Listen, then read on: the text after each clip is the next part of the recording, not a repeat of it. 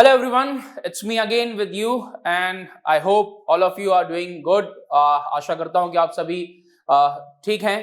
Please अपना ध्यान रखिएगा. और अब हम आगे बढ़ते हैं उन एरिया से जो एरियाज अभी तक हमने कवर किए थे.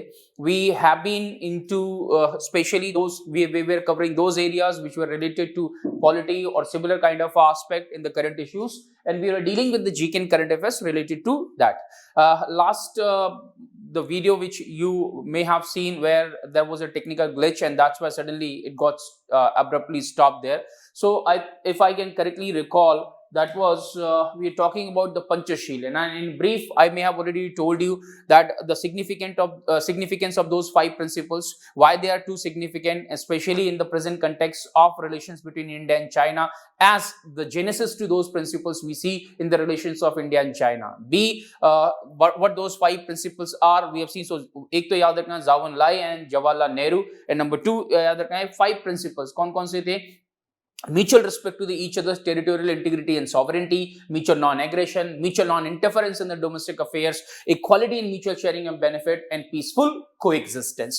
और साथ ही हमने देखा था Indonesia in the domestic political philosophy has inculcated the 5 principles as Panchashil. So Panchashil और कहां पर, तो ये याद रखेंगे उसका नाम, that is Indonesia. शायद हमने also we have seen 1955 there was a first African Nation conference that took place in Bandung. Bandung is a place in Indonesia जहां पर 10 principles को adopt किया गया. उन्हें famously बोलते हैं Bandung principle. वहां नंबर याद रखेंगे 10 principles, और ये Bandung principles जो हैं एक तरीके का extension है of Panchashil principle. ये Panchashil principle पर based है. So the basis of Bandung principle lies in the Panchashil principle, and later on the Bandung principle became the basis of one international forum, that is non-aligned movement. ये non-aligned movement which was established in 1961, it was established in Belgrade. तो एक तो वो question Belgrade जो पिछले समय Yugoslavia में, पहले यूगोस्लाविया में था, अब यूगोस्लाविया नहीं है, यूगोस्लाविया का डिसइंटीग्रेशन हो गया है और नंबर ऑफ कंट्रीज वहां से बाहर आई हैं. तो वो नाम याद रखने हैं एग्जामिनेशन के लिए, क्योंकि अभी जैसे अलग अलग जगह डिस्प्यूट चल रहे हैं.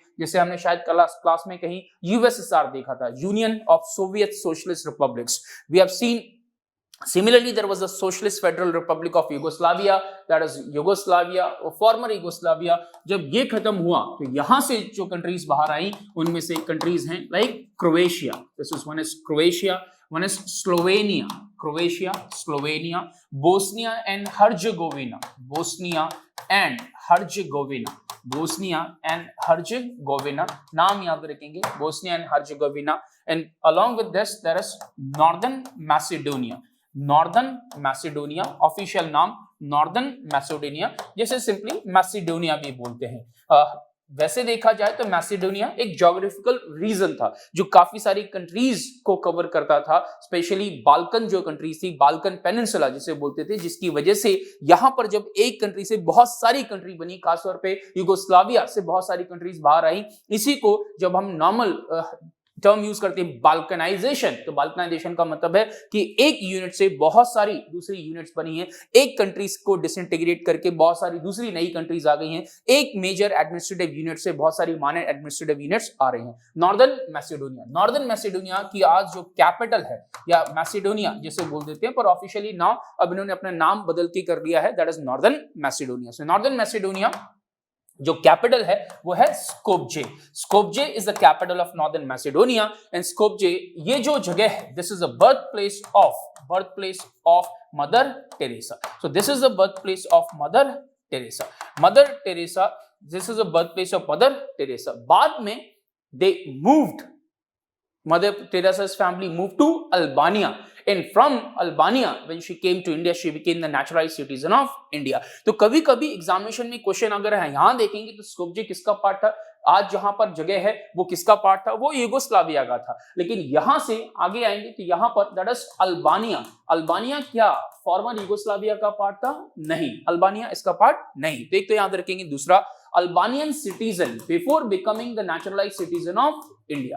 Albanian citizen. So if we see Mother Teresa, Albanian citizen, Mother Teresa, Albanian citizen before becoming naturalized citizen of India. Before becoming naturalized citizen of India. Before becoming naturalized citizen of India. India में citizenship act 1955 में 5 तरीके के mode हैं citizenship obtain करने के लिए, citizenship के लिए। अगर हम बात करते हैं सिटीजनशिप एक्ट 1955 तो इसमें 5 मोड्स हैं, 5 modes. Citizenship by birth, citizenship by decent, citizenship by application, that is citizenship by application, that is citizenship by यहाँ पे registration, application, citizenship by application और registration, citizenship by naturalization, citizenship by naturalization। इसमें भी naturalisation में एक certificate मिल रहा है, यहाँ पर भी सर्टिफिकेट सिटीजनशिप मिल रहा है, यानी citizenship by decent, citizenship by birth and citizenship by incorporation of territory. अगर कोई ऐसी टेरिटरी जो इंडिया का पार्ट नहीं थी, इंडिया का पार्ट बन जाती है तो फिर सेंट्रल गवर्नमेंट नोटिफाई करती है कि उससे जुड़े हुए कुछ लोग, जिनको भी वो नोटिफाई करेगी, वो इंडिया के सिटीजन समझे जाएंगे। तो एक क्वेश्चन एग्जामिनेशन के लिए 5 तरीके से, by birth, by descent, by application और registration, by naturalisation, by incorporation of territory. एक और question, Mother Teresa before becoming the naturalised citizen of India, तो वो कहां से, वो यहां से naturalised citizen of India, it means by naturalisation.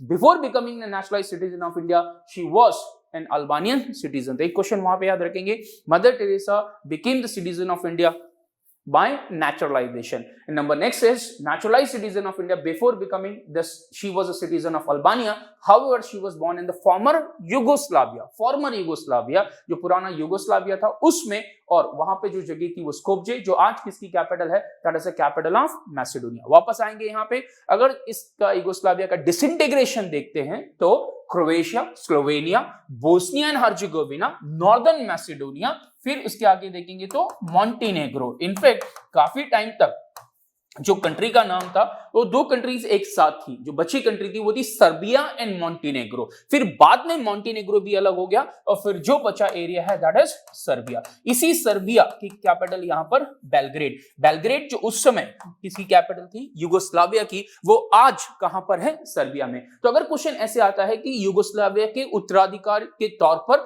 हम किसे देख सकते हैं, तो हम ऐसा is basically one country which we see that actually other countries moved out and almost declared their independence, or these countries are the one which moved out. The residual country, if you see that as a residual of Yugoslavia, in the examination the question comes, which country may be seen as a residual of the former Yugoslavia, then the answer will be Serbia. That is Serbia which is having capital at Belgrade। और साथ ही साथ एक और area है that is Kosovo.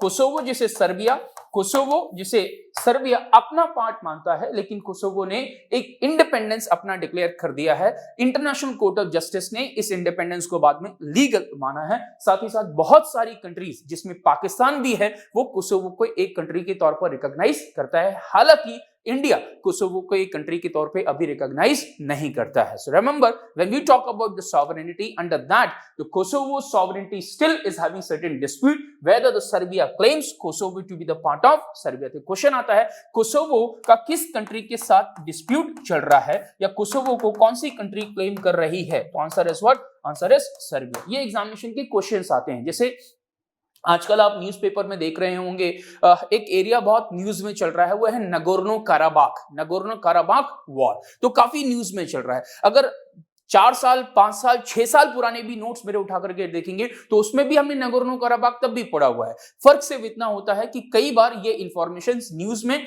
दोबारा आ जाती हैं तो लोगों को लगता है ये करंट में न्यूज में चल रहा है, बट ये इंफॉर्मेशन ऑलरेडी वहां पर न्यूज में कहीं ना कहीं किसी न किसी फॉर्म में रहती हैं, हम उसे कवर करते जाते हैं। जब ज्यादा पॉपुलर हो जाता है everybody comes to this. Nagorno Karabakh फिर से वही जो यूएसएसआर के जब एरियाज डिसइंटीग्रेट हुए तो उसमें से एक एरिया ऐसा था जो Nagorno Karabakh. Nagorno Karabakh actual में जो अजरबैजान का पार्ट हुआ करता था जब यूएसएसआर था, लेकिन जब अलग हुए तो नगोर्नो काराबाख में ज्यादातर जो लोग थे वो अर्मीनियन थे, और फिर इन्होंने वहां पर कंट्रोल किया, जिसे अर्मीनिया की गवर्नमेंट ने भी सपोर्ट दिया, लेकिन टेक्निकली देखा जाए तो वो एरिया किसका था, अजरबैजान का था। तो क्वेश्चन आ जाता है कि नगोर्नो काराबाख का डिस्प्यूट किसके साथ चल रहा है, ये कौन सी कंट्री उसे क्लेम करती है। नगोर्नो कराबाख जिसने अपने आप को इंडिपेंडेंट डिक्लेयर एक तरीके से कर दिया, वो एक तरीके से डी फैक्टो वो लोग कंट्रोल कर रहे हैं जिन्होंने अभी नाम बदल के कर दिया रिपब्लिक ऑफ अर्तसाख। तो किस एरिया का नाम, नया नाम रिपब्लिक ऑफ अर्तसाख है, वो है नगोर्नो कराबाख। अभी मैंने लिखाया नहीं है तो बता रहा हूं, जब हम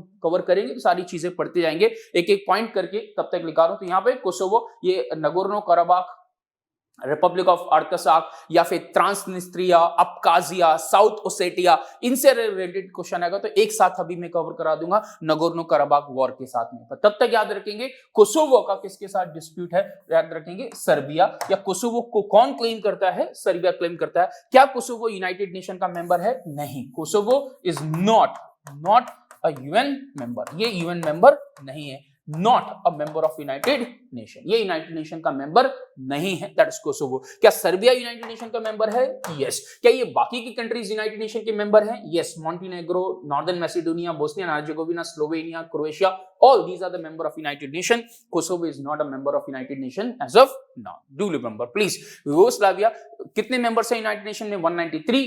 नया मेंबर आपको याद है 193rd member, and that is south Sudan. चलिए वापस आते हैं। तो एक तो ये एग्जामिनेशन के लिए याद रखेंगे दैट इज यूगोस्लाविया, क्योंकि हम यूगोस्लाविया की बात कर रहे थे। दूसरी बात, वहां पर one of the person who played important role in the establishment of the non align movement, जिसे हम बोलते हैं नॉन अलाइन मूवमेंट, जहां पर कंट्रीज का ये मानना था ना तो वो यूएस लेड अलायंस के पार्ट है, ना ही यूएसएसआर लेड अलायंस के पार्ट है। वर्ल्ड वॉर 1, वर्ल्ड वॉर 2 के बाद भी जब हम देखते हैं, दो बड़े पोल्स के तौर पे नजर आ रहे हैं, दो बड़े ग्रुप के तौर पे नजर आ रहे हैं, led by the US and as well as led by the USSR. उनसे अलग एक तरीके का नॉन अलाइंड जो कंट्रीज हैं, वो नॉन अलाइंड मूवमेंट, जहां पर 5 कंट्रीज ने एक ज्यादा सिग्निफिकेंट रोल प्ले किया, और हमने 5 नाम देखे थे, ranging from the then president of Ghana, Kwame Nkrumah, the then president of Indonesia, Sukarno, the first president of Indonesia, the then president of Egypt, Gamal Abdel Nasser, and as well as the then president of Yugoslavia, Joseph Broz Tito, Marshal Tito। यहीं पर 1961 में non align movement का establishment हुआ। साथ ही साथ उस समय के इंडिया के प्राइम मिनिस्टर, पहले prime minister of India, the then prime minister of India, the first prime minister of India, Jawaharlal Nehru played important role. Question आता है फाउंडिंग फादर्स ऑफ नैम, या शुरू के वो 5 जिन्होंने नाम को स्टैब्लिश करने में बहुत बड़ा रोल प्ले किया था। तो वो एग्जामिनेशन के लिए हमने जो लास्ट देखा था, वापस उसको एक थोड़ा सा रिकैप, और साथ ही साथ हमने देखा था Sukarno, first president of Indonesia, जो इंडिया के पहले रिपब्लिक डे के चीफ गेस्ट थे। तो इस बार रिपब्लिक डे के चीफ गेस्ट कौन थे, the president of Brazil, the president of Brazil Jair Bolsonaro. तो ये हो गया हमारा 1 पॉइंट। नेक्स्ट आते हैं अगले में, National institute of Design Amendment Act 2019, एक एक्ट आया है, National institute of Design Amendment Act 2019। अब इसकी खास बात क्या है, सिंपल सा क्वेश्चन करंट अफेयर्स का, National institute of Design Ahmedabad के पास already under the national institute of Design Act 2014 के तहत इनके पास ऑलरेडी एक स्टेटस था, इंस्टीट्यूशन ऑफ नेशनल इंपॉर्टेंस का स्टेटस। अब ये स्टेटस 4 और इंस्टीट्यूशंस को भी दिया गया है। तो what are the 4 other institution, national institute of design Bhopal, national institute of design Jorhat Assam, national institute of design Kurukshetra Haryana, and as well as the national institute of design Andhra Pradesh. So question is very simple, which of the following institutes or which of the following institute is among the institutes which have been conferred upon the status of institution of national importance by the National Institute of Design Amendment Act 2019, which amended the National Institute of Design Act 2014. So answer is National Institute of Design Bhopal, Madhya Pradesh, National Institute of Design Zorat, Assam, National Institute of Design Kurukshetra, Haryana, and National Institute of Design Andhra Pradesh. This is located in Vijayawada, Andhra Pradesh. That's a one question from the examination point of view. Please do remember. Next is अगला सागरमाला, ये भी काफी news में है। तो सागरमाला के लिए क्या याद रखेंगे, सागरमाला प्रोजेक्ट एक तो कौन सी मिनिस्ट्री इसे देख रही है, that is ministry of shipping. तो एक तो क्वेश्चन हो गया मिनिस्ट्री ऑफ शिपिंग। दूसरा, सबसे पहला सागरमाला नाम में ही लिखा सागर सी, यहां पर मेन फोकस किसका, port led growth. The main goal is to enhance the performance of the logistic sector of the country। Country में जो पोर्ट है उन पोर्ट को मॉडर्नाइज करना, नए पोर्ट्स को बनाना, पोर्ट की कनेक्टिविटी को बढ़ाना, राइट, पोर्ट की कनेक्टिविटी को बढ़ाना। एग्जांपल, पोर्ट्स को रेल नेटवर्क के साथ कनेक्ट करना, पोर्ट्स को रोड नेटवर्क के साथ कनेक्ट करना, ताकि लॉजिस्टिक्स जो परफॉर्मेंस है उसको इनहांस किया जा सके। वो कम्युनिटी जो पोर्ट के आसपास एरिया में रह रही है, उनकी कम्युनिटी का डेवलपमेंट, सो कम्युनिटी डेवलपमेंट स्किल से लेकर के बाकी सारी चीजों को लेकर के अगर हम ध्यान में रखें तो community development is also one of the focus when it comes to the Sagarmala project. तो अगर सागरमाला प्रोजेक्ट की बात करें तो 4 की एरियाज हैं उसके। एक है port modernisation and new port development, port के मॉडर्नाइजेशन एक्जिस्टिंग पोर्ट के या फिर न्यू पोर्ट का डेवलपमेंट, पोर्ट कनेक्टिविटी एनहांसमेंट, साथ ही साथ port link industrialisation and as well as the coastal community development. Coastal community development जिसमें promoting sustainable development of coastal communities through skill development and livelihood generation activities, fisheries development, coastal tourism etcetera, coastal shipping and inland waterways transport etcetera. That's one.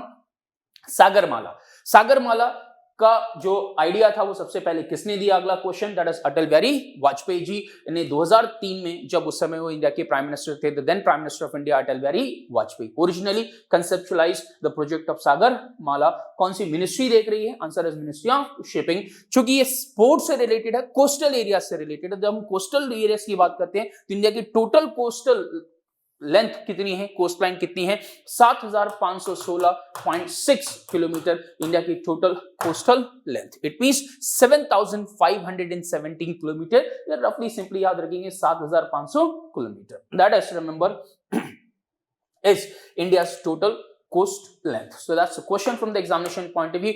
7500 kilometre India's total cost line. एक तो ये है। अब अगर हम इसमें ports की बात करेंगे तो यहां से पहला क्वेश्चन आपका क्या हो गया from the ports point of view is this. एक तो पोर्ट्स याद रखेंगे, तो पोर्ट्स में जो मेजर पोर्ट्स की बात करेंगे तो ये मेजर पोर्ट्स, ये सिर्फ रिप्रेजेंटेशनल है तो ज्यादा दिमाग नहीं लगाना है, सिर्फ हमने लोकेशन ताकि आसानी से याद रहे। तो नंबर 1 इज व्हाट, यहां पर दिस इज कच्छ में है।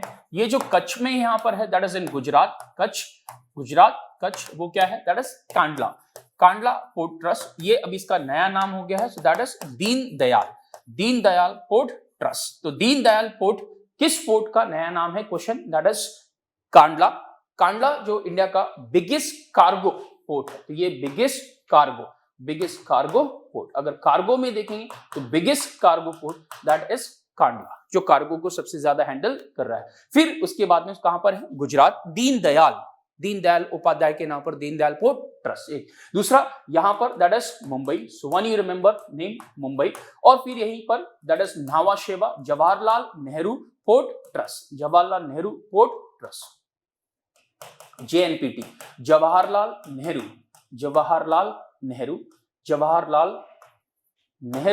Port trust, Jawaharlal Nehru Port trust. खास बात क्या याद रखेंगे जवाहरलाल नेहरू पोर्ट ट्रस्ट की? This is biggest container port, India का सबसे बड़ा container port, biggest container port of India, that is Jawaharlal Nehru Port trust. So that's a 1 point from the examination point of view. Jawaharlal Nehru Port Trust, that is Nhava Sheva. So Nhava Sheva, Jawaharlal Nehru Port Trust, that is Maharashtra Mumbai के पास। तो मुंबई और Jawaharlal Nehru Port trust हमारे पास 2। इसके अलावा फिर गोवा में that is Mormugao, right, Mormugao, that is in Goa, south Goa में ये। इसके अलावा फिर new Mangalore, Karnataka, new Mangalore, that is in Karnataka, so that is New Mangalore. फिर यहां पर this is Kochi, that is in Kerala, so Kerala में कोचीन हो गया, this is Kerala, Cochin. New Mangalore Karnataka, Mormugao that is Goa, Mormugao. Jawaharlal Nehru Port Trust and Mumbai that is Maharashtra, and Kutch में जो है वो गुजरात में जो है वो है दीन दयाल। फिर यहां पर आएंगे तो फिर तूतीकोरिन नाम बदल के, तूतीकोरिन का नाम बदल के हो गया है दैट इज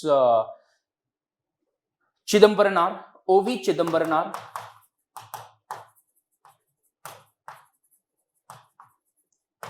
सो ओवी चिदम्बरनार कहां पर? That is Tuticorin. किसका नाम? ये आफ्टर द नेम ऑफ ओवी चिदम्बरम, फेमस जो फ्रीडम फाइटर भी रहे हैं ओवी चिदम्बरम, उनके नाम पर इनका नाम हो गया ओवी चिदम्बरनार।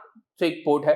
फिर यहां पर देखेंगे तो this is Chennai port, this is Chennai port, और चेन्नई से लगभग 18 से 20 किलोमीटर 24 किलोमीटर नॉर्थवर्ड देखेंगे तो यहां पर दैट इज एन्नोर पोर्ट, और इसका नाम बदल के हो गया है अब तमिलनाडु के थर्ड चीफ मिनिस्टर फेमस के कामराज के नाम पर, जो के कामराज जिन्हें किंग मेकर भी कहा जाता था। We see first prime minister of India that is Jawaharlal Nehru. उनकी डेथ के बाद में लाल बहादुर शास्त्री के प्राइम मिनिस्टर बनने में, और लाल बहादुर शास्त्री जी की डेथ के बाद इंदिरा गांधी के प्राइम मिनिस्टर बनने में बहुत इंपॉर्टेंट रोल प्ले किया था के कामराज ने। Third chief minister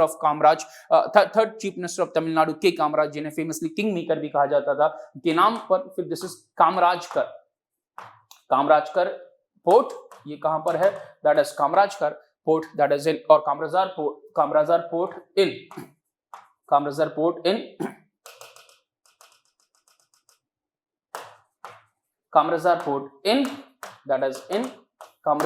in Tamil Nadu. That is, so we have got 1, 2 and 3. ये कहां पर है? तमिलनाडु में। तो 3 यहाँ तमिलनाडु में। ऊपर आंध्र प्रदेश में आएंगे तो that is Visakhapatnam that is in Andhra Pradesh, Visakhapatnam Andhra Pradesh. ऊपर यहाँ ओडिशा में that is Paradip, so Paradip that is in Odisha,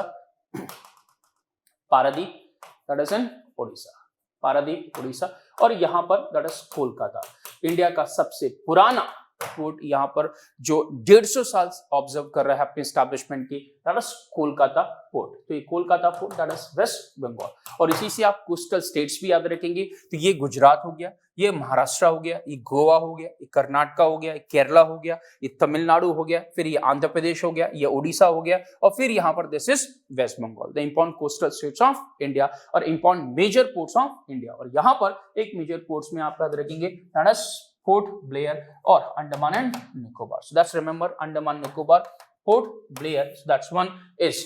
हालांकि इसको लेकर के चलता रहता है, जैसे जो 12 मेजर पोर्ट्स की जब परफॉर्मेंस की हम देखेंगे तो ये 12 मेजर पोर्ट्स का आता है। 2010 में इंडियन पोर्ट्स एक्ट 1908 का जो प्रोविजन है वो एप्लीकेबल किया टू अंडमान निकोबार पोर्ट ब्लेयर पोर्ट्स पे भी, और पोर्ट ब्लेयर जो सी पोर्ट है इसको एक 13th मेजर पोर्ट का स्टेटस मिला। So when we talk about the significant ports in India, these are the 13 significant ports in India, ये याद रखेंगे। अब एक वधावन, एक नया पोर्ट डेवलपमेंट होने का मंजूरी मिला है। अगर ये कंप्लीट हो जाएगा जिस दिन, तो ये वर्ल्ड के 10 बड़े टॉप 10 जो कंटेनर पोर्ट्स हैं उसमें शामिल हो जाएगा। इंडिया का सबसे बड़ा अभी जो कंटेनर पोर्ट है वो जवाहरलाल नेहरू पोर्ट ट्रस्ट, और यही जवाहरलाल नेहरू पोर्ट ट्रस्ट जो है वो लीड पार्टनर है, इसमें लीडर है when it comes to this Vadhavan port जो महाराष्ट्र में डेवलप हो रहा है। दैट्स वन रिमेंबर, जिसको अभी अप्रूवल मिली, अराउंड 65,000 करोड़ रुपए उसके लिए सैंक्शन किए गए हैं। सो वन रिमेंबर, सागरमाला का क्वेश्चन आता है तो ये पोर्ट्स उससे रिलेटेड क्वेश्चन होंगे तो वो दूसरा याद रखेंगे। In fact remember, so one is this is related two port if the question comes. Union government has approved the setting up of a major port at Vadhavan, Maharashtra, and that is at cost of around 65,000 crore rupees. A special purpose vehicle with the Jawaharlal Nehru Port Trust as the lead partner. So just one remember, kahan par? Maharashtra mein. Once this is ready, government is expecting it to be among the top 10 container ports in the world and the biggest container port of India. Once it is completed, it is expected to be the biggest container port of India in place of Jawaharlal Nehru Port Trust that is in Mumbai. So one simple question from the port point of view, remember this. But before we go into the other area, please do remember one more point that हम ports की बात कर रहे हैं, coastal areas की बात करें तो इससे रिलेटेड कुछ और क्वेश्चन एग्जामिनेशन में आ जाते हैं। तो उसमें क्या याद रखेंगे? एक तो national maritime heritage museum, national maritime heritage museum, this is coming up at Lothal, right? कहां पर है Lothal that is in Gujarat, coming up at Lothal that is Gujarat. That's one remember, had been an important port in the Indus Valley civilization की बात करेंगे for the trade purposes, that was Lothal, Gujarat. यहां पर एक national maritime pertaining to sea, समुद्री heritage museum आ रहा है लोथल। इसमें जो इंपॉर्टेंट इंडिया के साथ कोऑपरेशन फ्रॉम कहां से, ये question. So cooperation from Portugal, कौन सी कंट्री इंडिया के नेशनल मैरीटाइम हेरिटेज म्यूजियम में सपोर्ट कर रही है? दैट इज पोर्तुगल, एक याद रखेंगे। दूसरा कहां पर, so that is Lothal, Gujarat. तीसरा इसमें कौन मेन जो पार्टी है वो कौन देख रेख कर रही, तो यहां पर this is by Ministry of Shipping. So इसका मेन इंचार्ज कौन हो गया, Ministry of Shipping, Ministry of Shipping, Ministry of Shipping under Ministry of Shipping under Sagarmala project. अब ये सागरमाला प्रोजेक्ट में ही है, Ministry of Shipping under Sagarmala project in association with Archaeological survey of India, in association with ASI, Archaeological survey of India, ASI के साथ में, in association with Archaeological survey of India. Archaeological survey of India famous, जिनके पहले head थे Alexander कैनिंगम। अभी archaeological survey of India भी आगे देख लेंगे, क्योंकि अभी हम अयोध्या वाला इश्यू देखेंगे, या फिर आर्कियोलॉजिकल सर्वे ऑफ इंडिया के साथ नए जो सेंटर्स हैं उनकी बात करेंगे, तो हम वहां पे देख लेंगे archaeological survey of India. But come back to this national maritime heritage museum. तो एक तो ये क्वेश्चन आ जाता है। दूसरा एक और याद रखेंगे, क्वेश्चन आते हैं with respect to the ocean area से, Indian Institute of Oceanography, Indian Institute of Oceanography कहां पर है, इंडियन इंस्टीट्यूट ऑफ ओशिनोग्राफी कहां पर है, तो इसके लिए नाम याद रखेंगे Goa, that is Indian Institute of, national institute of Oceanography कहां पर है,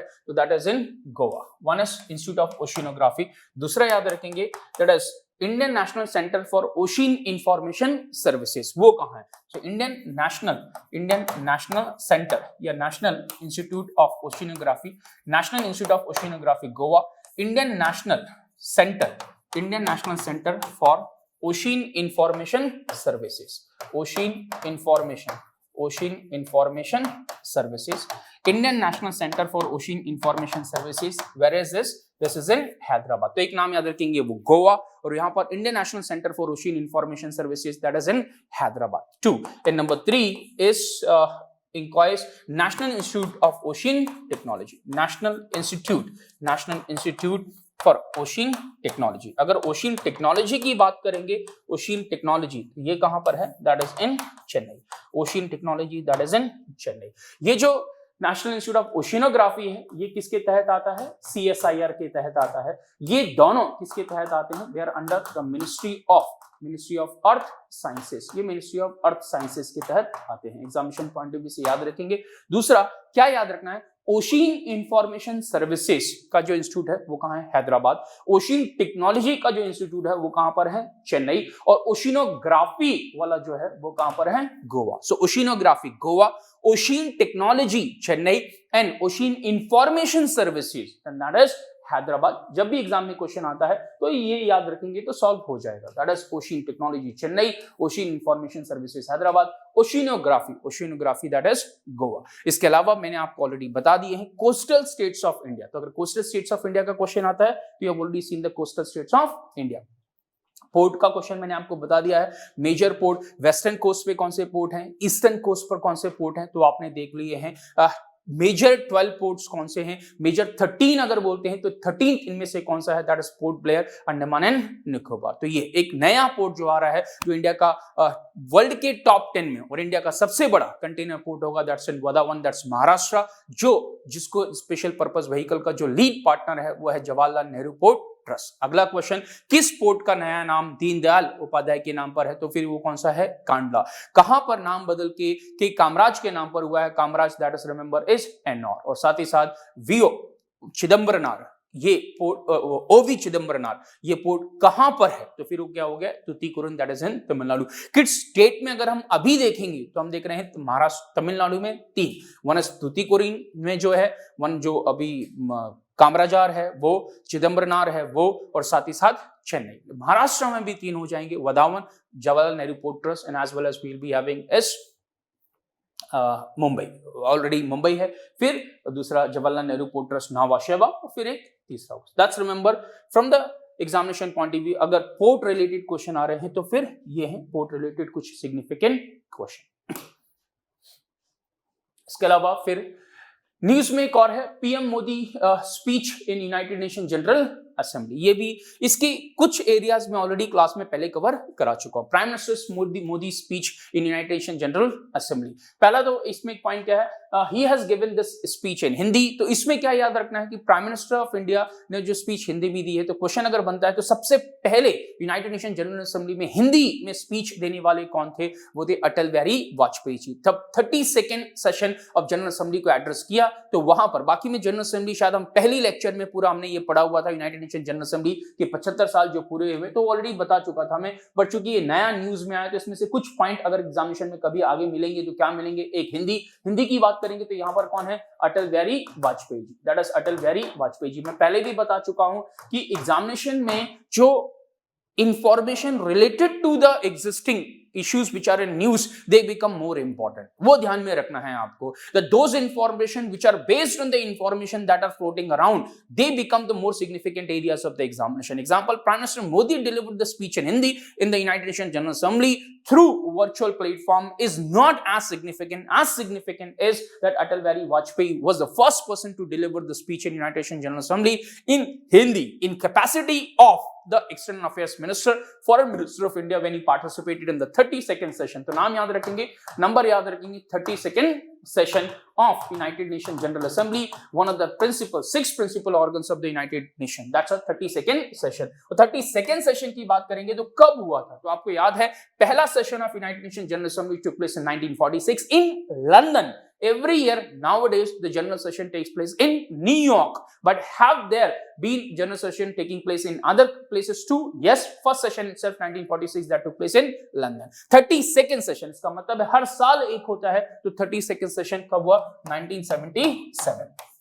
अभी हम देखें 2020 कौन से नंबर का सेशन है, 75, 75 साल वो वहां पर, so just remember is 1977 32nd session में अटल बिहारी वाजपेयी जी ने जब एड्रेस किया था, वो यहां पर किसके तौर पर, किस कैपेसिटी में, as a foreign minister, so not as a prime minister but as a foreign minister, वहां पर जब जनता पार्टी की गवर्नमेंट थी, राइट, जनता पार्टी की गवर्नमेंट थी, जो हमने देखा इमरजेंसी के बाद पावर में आई, तो वो एक याद रखेंगे, दैट्स हिंदी वाला क्वेश्चन। दूसरा, यूनाइटेड नेशन के 75 साल, वो हमने पहले ऑलरेडी क्लास में देखा है, फिर भी दोबारा याद रखने के लिए अक्टूबर 24 1945, वो डेट याद रखेंगे, 24 अक्टूबर 1945 जहां पर यूनाइटेड नेशन ऑफिशियली एग्जिस्टेंस में आया, and that's why October 24 is observed as United Nations day. तीसरा, मोदी जी ने कहा कि ये है जो बातें मोदी जी ने अपने भाषण में, यहाँ पे स्पीच में यूज की, India is one of the founder members reference किया, तो yes we know India is one of the 51 founder members. Examination point of view से how many founder members of the United nation,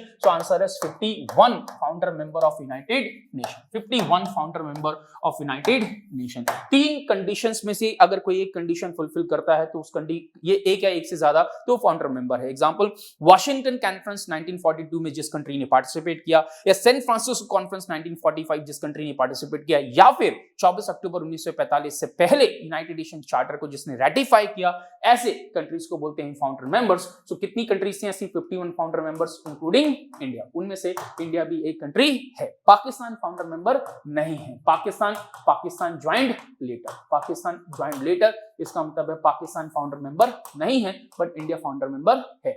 Japan founder member नहीं है, Germany founder member नहीं है, Afghanistan founder member नहीं है, Afghanistan founder member नहीं है, Afghanistan founder member नहीं है। हमारे पास में बर्मा जिसका नया नाम म्यांमार एक फाउंडर मेंबर नहीं है। तो कभी क्वेश्चन देखो, वैसे तो 51 फाउंडर मेंबर हैं, और अभी total how many members of the United nation, 193 members of United nation, 193 members at present, अभी 193 मेंबर्स हैं, and 193rd member is south Sudan. तो सबसे शुरू में 51 फाउंडर मेंबर्स, जिसमें से एक इंडिया। उस समय जो बड़ी कंट्रीज थी उनमें से एग्जांपल के लिए USSR, union of Soviet socialist Republic, जिसको फिर बाद में रशिया प्लस 14 कंट्रीज बाहर आई, लेकिन यूएसएसआर के एक तरीके से जो रेसिडुअल स्टेट के तौर पे, रिप्रेजेंटेटिव तौर पे आगे आ गया रशिया। हालांकि हमने देखा रशिया प्लस 14 कंट्रीज इससे बाहर आई।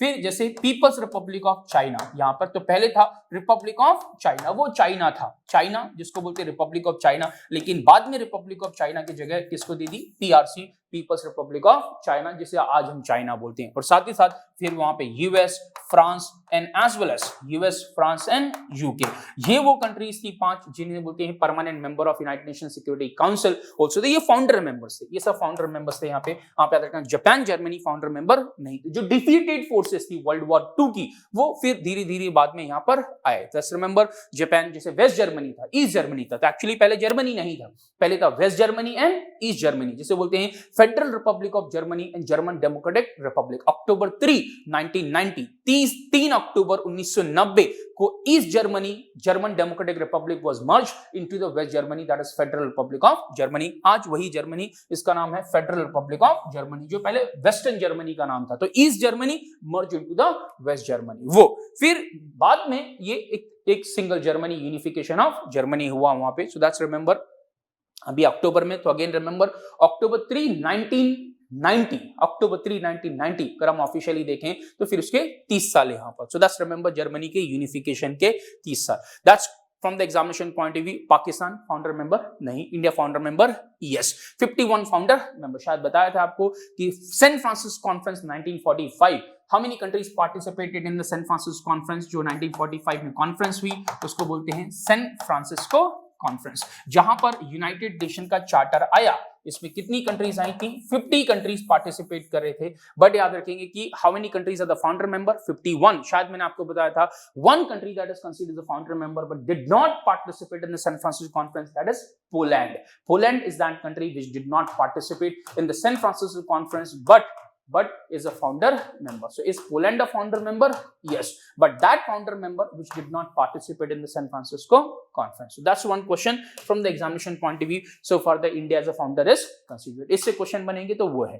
फिर अगला क्वेश्चन है, मोदी जी ने कहा कि यूनाइटेड नेशन के फ्लैग के तहत हमने under the one flag of the United Nation many people have sacrifice their life in order to maintain peace at number of areas. So for the international order can be maintain, the global peace can be maintain. और उनमें कई जो लोगों ने अपने जान को गवाया है, सैक्रिफाइस किया है, उन सैक्रिफाइसेस में जो सबसे ज्यादा सैक्रिफाइस किया है वो इंडियंस ने किया है। So Indians are among the people who have sacrifice their life most in number. So the most in number is among the people who have sacrificed their life, the people come from India. So that's what one. Which country has sacrificed the most number of lives under the United Nations peacekeeping mission? So that is India. और वहां पर United nation के flag का जिक्र कर रहे थे। अगर क्वेश्चन आएगा यूनाइटेड नेशन फ्लैग का, तो यूनाइटेड नेशन के फ्लैग को आप इस तरीके से याद रखेंगे। क्या याद रखना है? एक ग्लोब है, जो ये देखेंगे कि there is azimuthal equidistant projection. A global map has been projected over here up to 60 degree south. ये क्या है? ये जैसे यहां पर हम देख रहे हैं, this is, अगर हम ऐसे फ्लैट में देखेंगे तो 0 डिग्री हो गया लैटिट्यूड, ये 90 डिग्री नॉर्थ और ये 90 डिग्री साउथ, 90 डिग्री साउथ। ये जो ग्लोब है, ये ग्लोब इक्वेटर से प्रोजेक्टेड नहीं है। ये किससे प्रोजेक्टेड है? 90 डिग्री नॉर्थ। जब हम 90 डिग्री नॉर्थ की बात कर रहे हैं तो किसकी बात कर रहे हैं? North pole. तो इसका मतलब सेंटर कहां से स्टार्ट हो रहा है? ये नॉर्थ पोल से प्रोजेक्शन स्टार्ट हो रहा है। नॉर्थ पोल से फिर बाकी के दूसरे लैटिट्यूड की तरफ, साउथ की तरफ आ रहे हैं। तो यहां से आ रहे हैं, इसका मतलब है धीरे धीरे यहां से आ रहे हैं। ये प्रोजेक्टेड है कहां तक है? टिल 60 डिग्री साउथ तक, यहां तक है 60 डिग्री साउथ। तो पूरा नॉर्दर्न हेमिस्फीयर और साथ ही साथ सदर्न हेमिस्फीयर का 60 डिग्री सदर्न हेमिस्फीयर तक ये एरिया इसमें प्रोजेक्टेड नहीं है, बताया नहीं गया। तो याद रखेंगे, एक तो याद रखेंगे कहां तक है? 60 डिग्री साउथ तक है, 1 और दूसरा ये जो टोटल है कितने सर्कल में डिवाइड है? 1 2 3 4 and 5. So 5 concentric circles are there. These 5 concentric circles are there which depicts the areas where the people live. ये जो है वो एरियाज है जहां पर लोग रह रहे हैं। 60 डिग्री साउथ के नीचे लोग नहीं रह रहे हैं, ये यहाँ पे माना गया है। एग्जाम्पल के लिए जैसे अंटार्कटिका रिसर्च वगैरह, ये परमानेंट हैबिटेशन यहाँ नहीं है, यहाँ पर लोगों के कॉलोनीज या लोग कंट्रीज ये नहीं है। तो यहाँ पर 60 डिग्री साउथ के नीचे फिर हम मान के चल रहे हैं कि कोई कंट्री नहीं है। यहाँ जैसे अंटार्कटिका है तो अंटार्कटिका के एरियाज पर किसी कंट्री का ओनरशिप नहीं है। There is a Antarctic treaty. Under the Antarctic treaty the countries would be going there for conducting research and various other experiment. This area falls under the control of no country. That's why this is called the terra nullius. When we say the terra nullius, it means this area, this territory, this part of the earth belongs to no one country. जैसे कि outer space territory है, वो ए space के लिए, तो space सबका है, Antarctica भी सबका है। हालांकि आर्कटिक में ऐसा नहीं है। आर्कटिक में अगर हम देखेंगे तो वहां पर आर्कटिक एक आर्कटिक काउंसिल भी बनी है। आर्कटिक के जो एरियाज हैं वहां पर जो कंट्रीज हैं उनके क्लेम्स हैं, 8 कंट्रीज हैं जिन्होंने एक आर्कटिक काउंसिल बनाई है। वहां पे भी कभी कभी क्वेश्चन आता है, अगर हम देखेंगे तो बता दूंगा मैं, बट तब तक याद रखेंगे अंटार्कटिका किसी कंट्री के क्लेम में नहीं आता है। कंट्री क्लेम करते रहे, बट यूनाइटेड नेशन के सुपरविजन में एक ट्रीटी है, अंटार्कटिक ट्रीटी। उस अंटार्कटिक ट्रीटी के तहत ये जो एरिया है इसे टेरा नलियस बोला जाता है, ये किसी का नहीं। तो पहली बात तो फिर यूनाइटेड नेशन का एम्ब्लेम क्या है, ये यूनाइटेड नेशन का एम्ब्लेम है, और इस ग्लोब के दोनों तरफ यहां पर branches of the olive tree वो है, एक जैतून की जो पत्तियां हैं उन ब्रांचेस वो हैं यहाँ पे 2, ये है यूनाइटेड नेशन का एम्ब्लेम। और इस एम्ब्लेम को एक ब्लू कलर के बैकग्राउंड पर पेश किया गया है, यह है यूनाइटेड नेशन का flag. So what is this, ये जो सेंटर में हमें नजर आ रहा है यह है यूएन एम्ब्लेम, और ये जो total UN emblem pasted on the light blue colour background है, जिसको हम बोलते हैं United Nation flag. So that's one understanding from the examination point of view. फिर से याद रखना, ये branches of the olive tree है, ये ग्लोब है जो इक्विडिस्टेंट प्रोजेक्शन किया गया, azimuthal equidistant projection projected from the north pole से कहां तक, 60 डिग्री साउथ तक। तो ये याद रखेंगे एग्जामिनेशन पॉइंट ऑफ व्यू से। इसके अलावा United Nation emblem, United Nation emblem, it was adopted on December 7, 1946, 7 December 1946, and United Nation flag was adopted on October 20, 1947, October 20, 1947, October 20, 1947 by United Nations General Assembly by resolution, by United Nations General Assembly, जो हमने देखा है United nation general assembly bye resolution. Wikipedia जो कहीं और देखेंगे तो dates में कंफ्यूज मत होना है, जनरल असेंबली का जो रेजोल्यूशन पास हुआ था वो ये जनरल असेंबली के रेजोल्यूशन है यूनाइटेड नेशन फ्लैग के as well as United Nation emblem. तो यहाँ याद रखेंगे December 7, 1946, यहाँ याद रखेंगे October 20, 1947, और यही यूनाइटेड नेशन के फ्लैग। इसका क्या साइज होता है, इसके साइज का 2 to 3 भी हो सकता है, 3 to 5 भी हो सकता है। अगर हम देखेंगे विथ टू लेंथ का रेशियो, ये 2 to 3 भी हो सकता है, 2 विथ हो गई 3 लेंथ हो गई, 3 to 5 भी हो सकता है, या फिर एनी अदर रेशियोज भी हो सकते हैं as per countries flag, as per countries flag. तो यहाँ एग्जामिनेशन पॉइंट ऑफ व्यू से याद रखना, जैसे इंडिया का जो नेशनल फ्लैग है उसकी विथ टू लेंथ का रेशियो क्या है, इंडिया के फ्लैग का विथ टू लेंथ रेशियो देखेंगे that is 2 to 3, 2 to 3, 2 is the width, 3 is the length. यहां पे 2 to 3 में भी हो सकता है, 3 to 5 में भी हो सकता है, या फिर किसी जिस कंट्री में यूनाइटेड नेशन के फ्लैग को फहराया जा रहा है उस कंट्री के फ्लैग को जिस तरीके का रेशियो विथ लेंथ का है वो यूनाइटेड नेशन के फ्लैग के लिए भी यूज कर सकते हैं। इंडिया में भी याद रखना, जब भी इंडिया का फ्लैग बाकी सारे किसी दूसरी कंट्री के फ्लैग के साथ फहराया जाता है तो सबसे पहले जो एक्सट्रीम राइट से फ्लैग शुरू होगा, वो एक्सट्रीम राइट से फ्लैग कौन सा शुरू होगा, इंडिया का फ्लैग शुरू होगा। एग्जांपल के लिए अगर हम देखें 1 2 3 4 5 6, तो जो पहला फ्लैग एक्सट्रीम राइट का मतलब है, अगर आप वहां से, मैं यहां से अपनी तरफ से बता रहा हूं, अगर आप वहां से देखेंगे तो आपके सामने से जो आपको लेफ्ट में एक्सट्रीम लेफ्ट में नजर आ रहा है वो एक्सट्रीम लेफ्ट में पहला फ्लैग कौन सा होगा, that will be the flag of India. इसका मतलब है from the viewers point of view to the extreme left, अगर आपके पॉइंट ऑफ व्यू से देखेंगे तो एक्सट्रीम लेफ्ट से, व्यूअर के पॉइंट ऑफ व्यू से देखेंगे तो एक्सट्रीम लेफ्ट से जो पहला फ्लैग शुरू होगा वो पहला फ्लैग कौन सा होगा, इंडिया का फ्लैग होगा। लेकिन यूनाइटेड नेशन के केस में ये दोनों तरफ हो सकता है। इसका मतलब है exception flag code of India में ये है कि अगर यूनाइटेड नेशन का फ्लैग है तो ये सपोज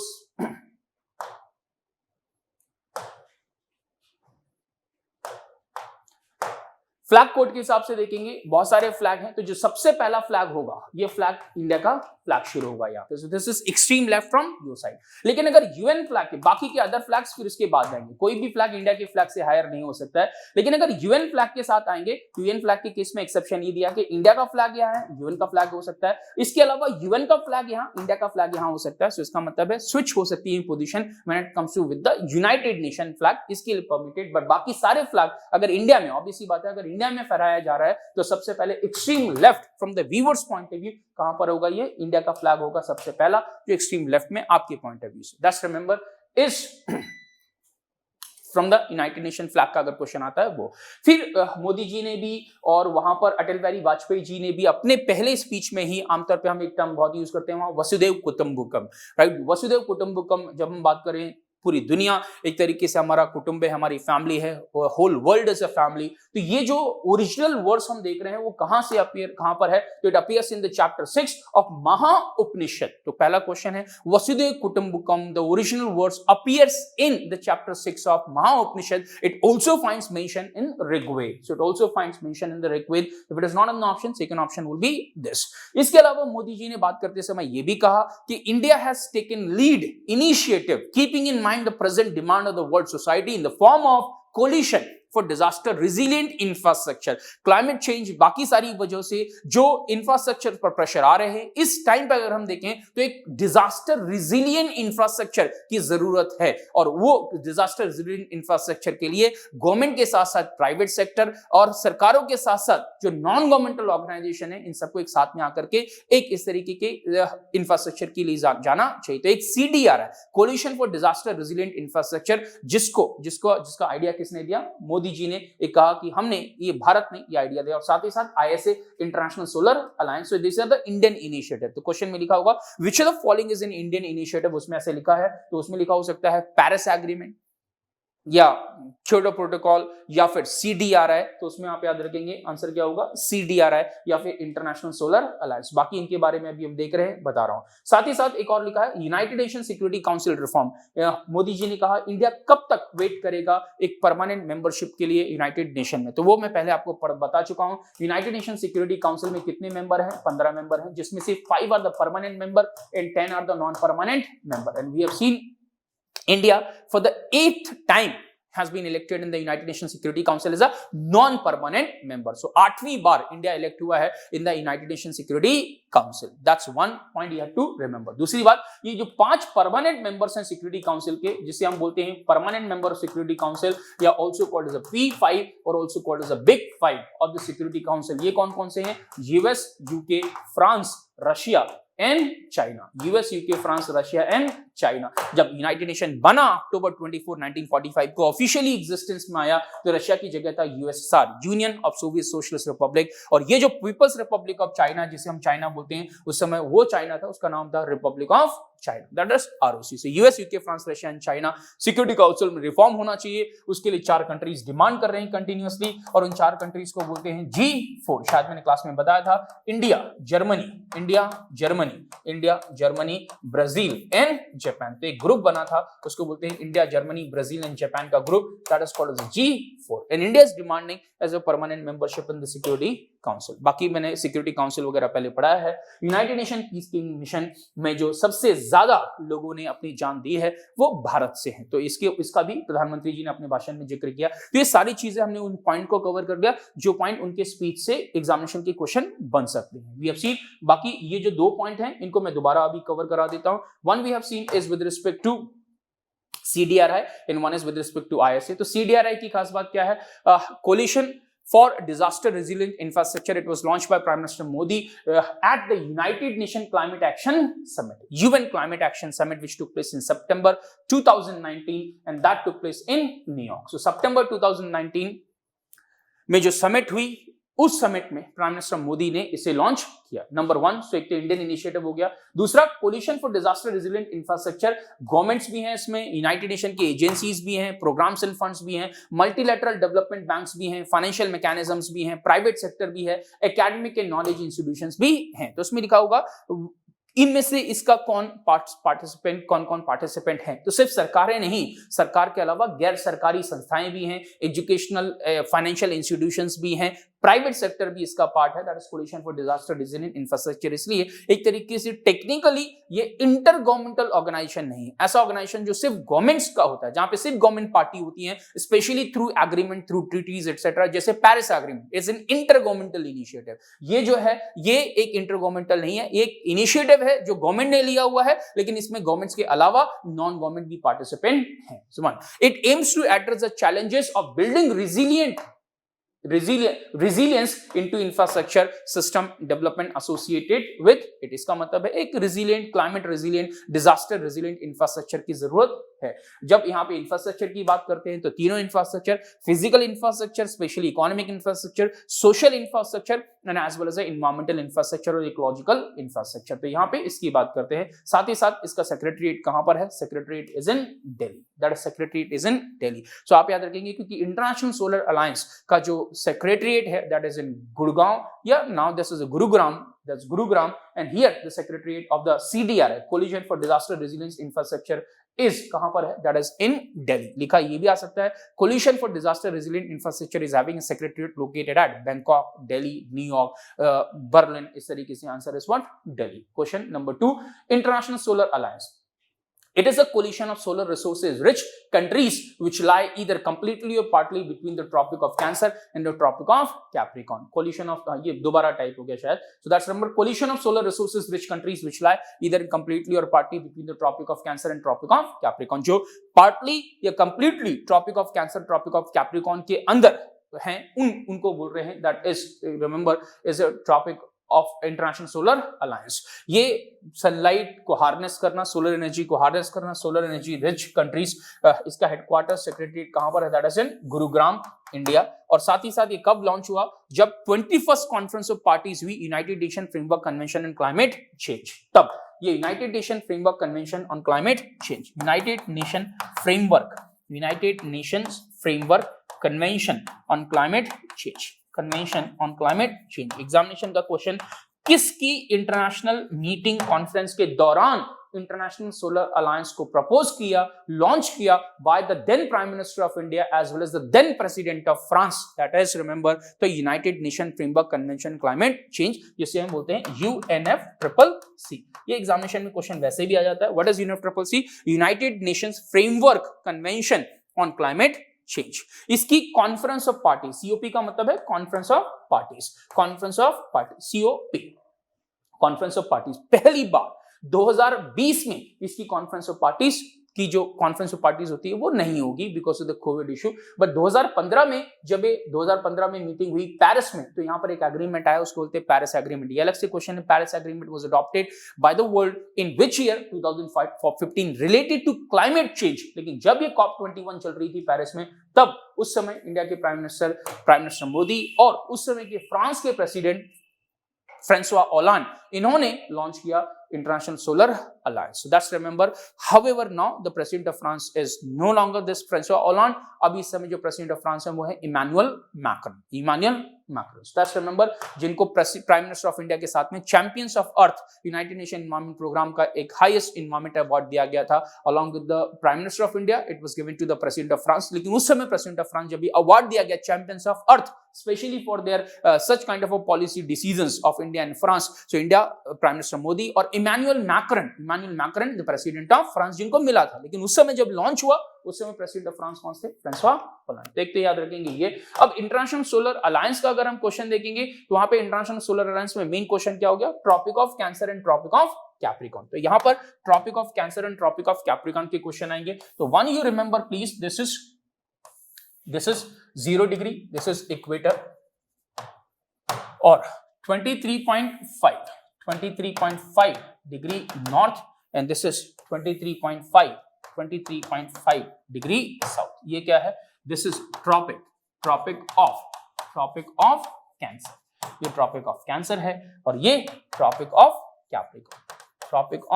Capricorn। प्लीज रिमेंबर, क्या ट्रॉपिक ऑफ कैप्रिकॉर्न और ट्रॉपिक ऑफ कैंसर हमेशा एक ही लैटिट्यूड पर रहते हैं? नहीं, ये चेंज होते रहते हैं over the period of time, ये चेंज होते रहते हैं। जैसे इस समय ये थोड़ा नीचे की तरफ आ रहा है, पर एग्जामिनेशन के लिए 23.5 डिग्री नॉर्थ, 23.5 डिग्री साउथ रख सकते हैं। लेकिन अगर क्वेश्चन आता है कि 23.5 के ऊपर है, 23.5 डिग्री नॉर्थ के नीचे है, तो अभी थोड़ा नीचे आ गया है, ये नीचे आ गया है, that's remember. But still from the examination point of view 23.5 degree north and 23.5 degree south.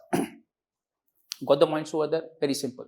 Around 23 degrees 26 minutes के आसपास है, 23.4 के थोड़ा आसपास है वो, but 23.5 आप याद रखेंगे, 23.5 degree north, 23.5 degree south.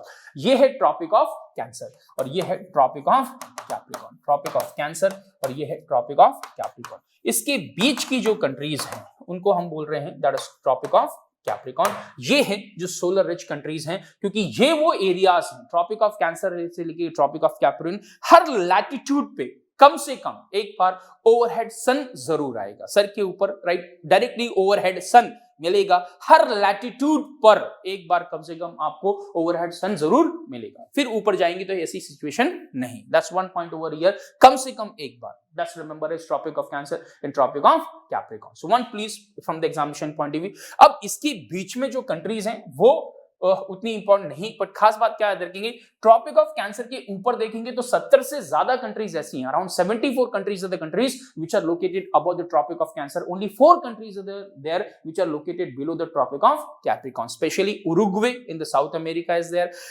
Eswatini and Lesotho, Eswatini जिसका पुराना नाम स्वाजीलैंड है popular, that is below the Tropic of Cancer. अगर न्यूजीलैंड को भी देखेंगे तो वो भी below the Tropic of Capricorn. हालांकि न्यूजीलैंड का जो सॉवरेन राइट है वो न्यू आइलैंड, कुक आइलैंड, इन पर भी है, पर ये जो है ये ट्रॉपिक ऑफ कैंसर के, ये ट्रॉपिक ऑफ कैप्रिकॉर्न के ऊपर है। तो अगर हम न्यूजीलैंड सिंपली लिखा हुआ है तो अभी लिखा देता हूं वैसे अलग से, वो ट्रॉपिक ऑफ कैप्रिकॉर्न के नीचे है। पर इसमें एग्जामिनेशन पॉइंट ऑफ व्यू से पहली बात तो क्या याद रखेंगे, ट्रॉपिक ऑफ कैंसर ये इक्वेटर, तो एक तो क्वेश्चन ये बहुत आता है, इक्वेटर कहां से पास होती है, ट्रॉपिक ऑफ कैंसर कहां से पास होती है, ट्रॉपिक ऑफ कैप्रिकॉर्न कहां से पास होती है। तो अगर कुछ मुझे याद है तो मैं आपको लिखा देता हूं इसमें, राइट। 1s इक्वेटर याद रखेंगे, इक्वेटर का मतलब है हम बात कर रहे हैं 0 डिग्री लैटिट्यूड। जब 0 डिग्री लैटिट्यूड की बात करें, इक्वेटर कहां से पास हो रहा है, तो इक्वेटर में अगर हम साउथ अमेरिका की बात करेंगे, शॉर्ट में अभी ऐसे दिखा रहा हूं, ये सपोज नॉर्थ अमेरिका है, ये सेंट्रल अमेरिका है, ये साउथ अमेरिका है, ये कैरेबियन आइलैंड्स है यहाँ पर, ये अफ्रीका हो गया, ये यूरोप है आपका, और दिस इज रिमेंबर ये यहाँ पे यूरोप, यूराल माउंटेन्स तक, और फिर ये यहाँ पे आगे देखेंगे तो पूरा क्या है, एशिया, फिर वहां Australia, New Zealand, that is Asia and Pacific. So here if you talk about, please remember, equator की अगर बात करें, 0 डिग्री लैटिट्यूड की बात करें तो इक्वेटर कहां से पास हो रहा है, कुछ नाम याद रखेंगे, वेस्ट से ईस्ट की तरफ जाएंगे तो यहां पर इक्वाडोर है, जिसे रफली 2 पार्ट में इक्वेटर डिवाइड करती है, वो है इक्वाडोर। इक्वाडोर से आगे देखेंगे तो फिर यहां पर क्या है, कोलंबिया, और कोलंबिया से आगे देखेंगे तो फिर Brazil. So Ecuador, Colombia, Brazil. South America की जब बात करें तो साउथ अमेरिका में यहां से इक्वेटर पास हो रही है। आगे पहुंचेंगे अफ्रीका, अगर अफ्रीका जाते हैं तो अफ्रीका में देखेंगे तो अफ्रीका में इट पासेस थ्रू साउ टॉमे एंड प्रिंसेप, साउ टॉमे एंड प्रिंसेप, साउ टॉमे एंड प्रिंसेप, साउ टॉमे एंड प्रिंसेप, इंग्लिश में इसको बोल सकते हैं Saint Thomas and princes, Saint Thomas and the prince. तो ये Saint Thomas and the prince, Sao Tome and Prinsep country है, साउ टॉमे एंड प्रिंसेप। ये एक आर्किपेलागो है, व्हेन वी से आर्किपेलागो, इसका मतलब that is group of island, archipelago a group of island, ये एक आइलैंड कंट्री है, इसको हम बोलते हैं island country. Island country means जिनमें मेनली आइलैंड्स हैं, उनको बोलते हैं आइलैंड कंट्री, और अगर एक से ज्यादा आइलैंड है, ग्रुप ऑफ आइलैंड, उनको बोलते हैं आर्किपेलागो, दैट इज साउ टॉमे एंड प्रिंसेस। आगे जाएंगे, ये अफ्रीका में हम देख रहे हैं, यहाँ पे फिर गैबन है, गैबन के आगे जाएंगे तो फिर Republic of Congo and democratic Republic of Congo, Republic of Congo, Republic of Congo and democratic Republic of Congo, Democratic Republic of Congo, Democratic Republic of Congo, Democratic Republic of Congo.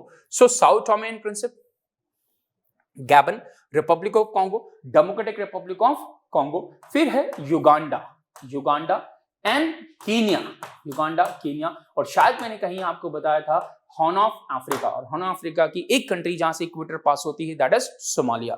कभी कभी जब आप relevant information जगह पर पढ़ लेते हैं तो क्वेश्चन सॉल्व होते जाएंगे, हर चीज याद नहीं रखनी है। इन सब के लिए निमोनिक्स वगैरह भी हैं, बहुत आपको इस तरीके की निमोनिक्स भी मिलेंगे, बट मैं एक चीज में यकीन रखता हूं कि जब आप धीरे धीरे धीरे पढ़ लेते हैं, मेहनत करते हैं, तो फिर चीजें अपने आप रिटेन हो जाती हैं। एग्जामिनेशन में 4 ऑप्शंस भी मिलेंगे आपको, कहां तक निमोनिक्स याद रखेंगे, और निमोनिक्स के लिए फिर और निमोनिक्स बनाने पड़ेंगे, फिर उनके लिए भी नई निमोनिक्स बनाने पड़ेंगे, अगर हमें वाकई में इतनी सारी इंफॉर्मेशन याद करनी है। 4, 6, 10, 15, 20 इंफॉर्मेशन, इंडिया की पॉपुलेशन, स्टेट्स को अगर अरेंज करना है कर लो, नॉर्थ टू साउथ करना है कर लो, साउथ टू नॉर्थ करना है कर लो, तो ऐसे 2, 3, 4, 5, 6 तो किए जा सकते हैं। अगर अल्टीमेटली देखेंगे तो फिर समझना पड़ेगा, अगर समझेंगे तो याद होगा। अगर आपको साउथ अमेरिका नजर आ रहा है, अगर आप देखेंगे साउथ अमेरिका में इक्वेटर है, फिर कोलंबिया है, आगे जा रहे ब्राजील है, तो धीरे धीरे समझ में आने लगता है कि इक्वेटर कहां से पास हो रही है। अगर आपको पता है कि नीचे जाएंगे तो फिर ये पेरू या चिली या अर्जेंटीना या पैराग्वे या उरुग्वे या बोलिविया, इनसे नहीं निकल रही है, तो फिर धीरे धीरे आपको लोकेशंस पता है। तो थोड़ा सा टाइम लगता है, but slowly and slowly you will be able to understand this.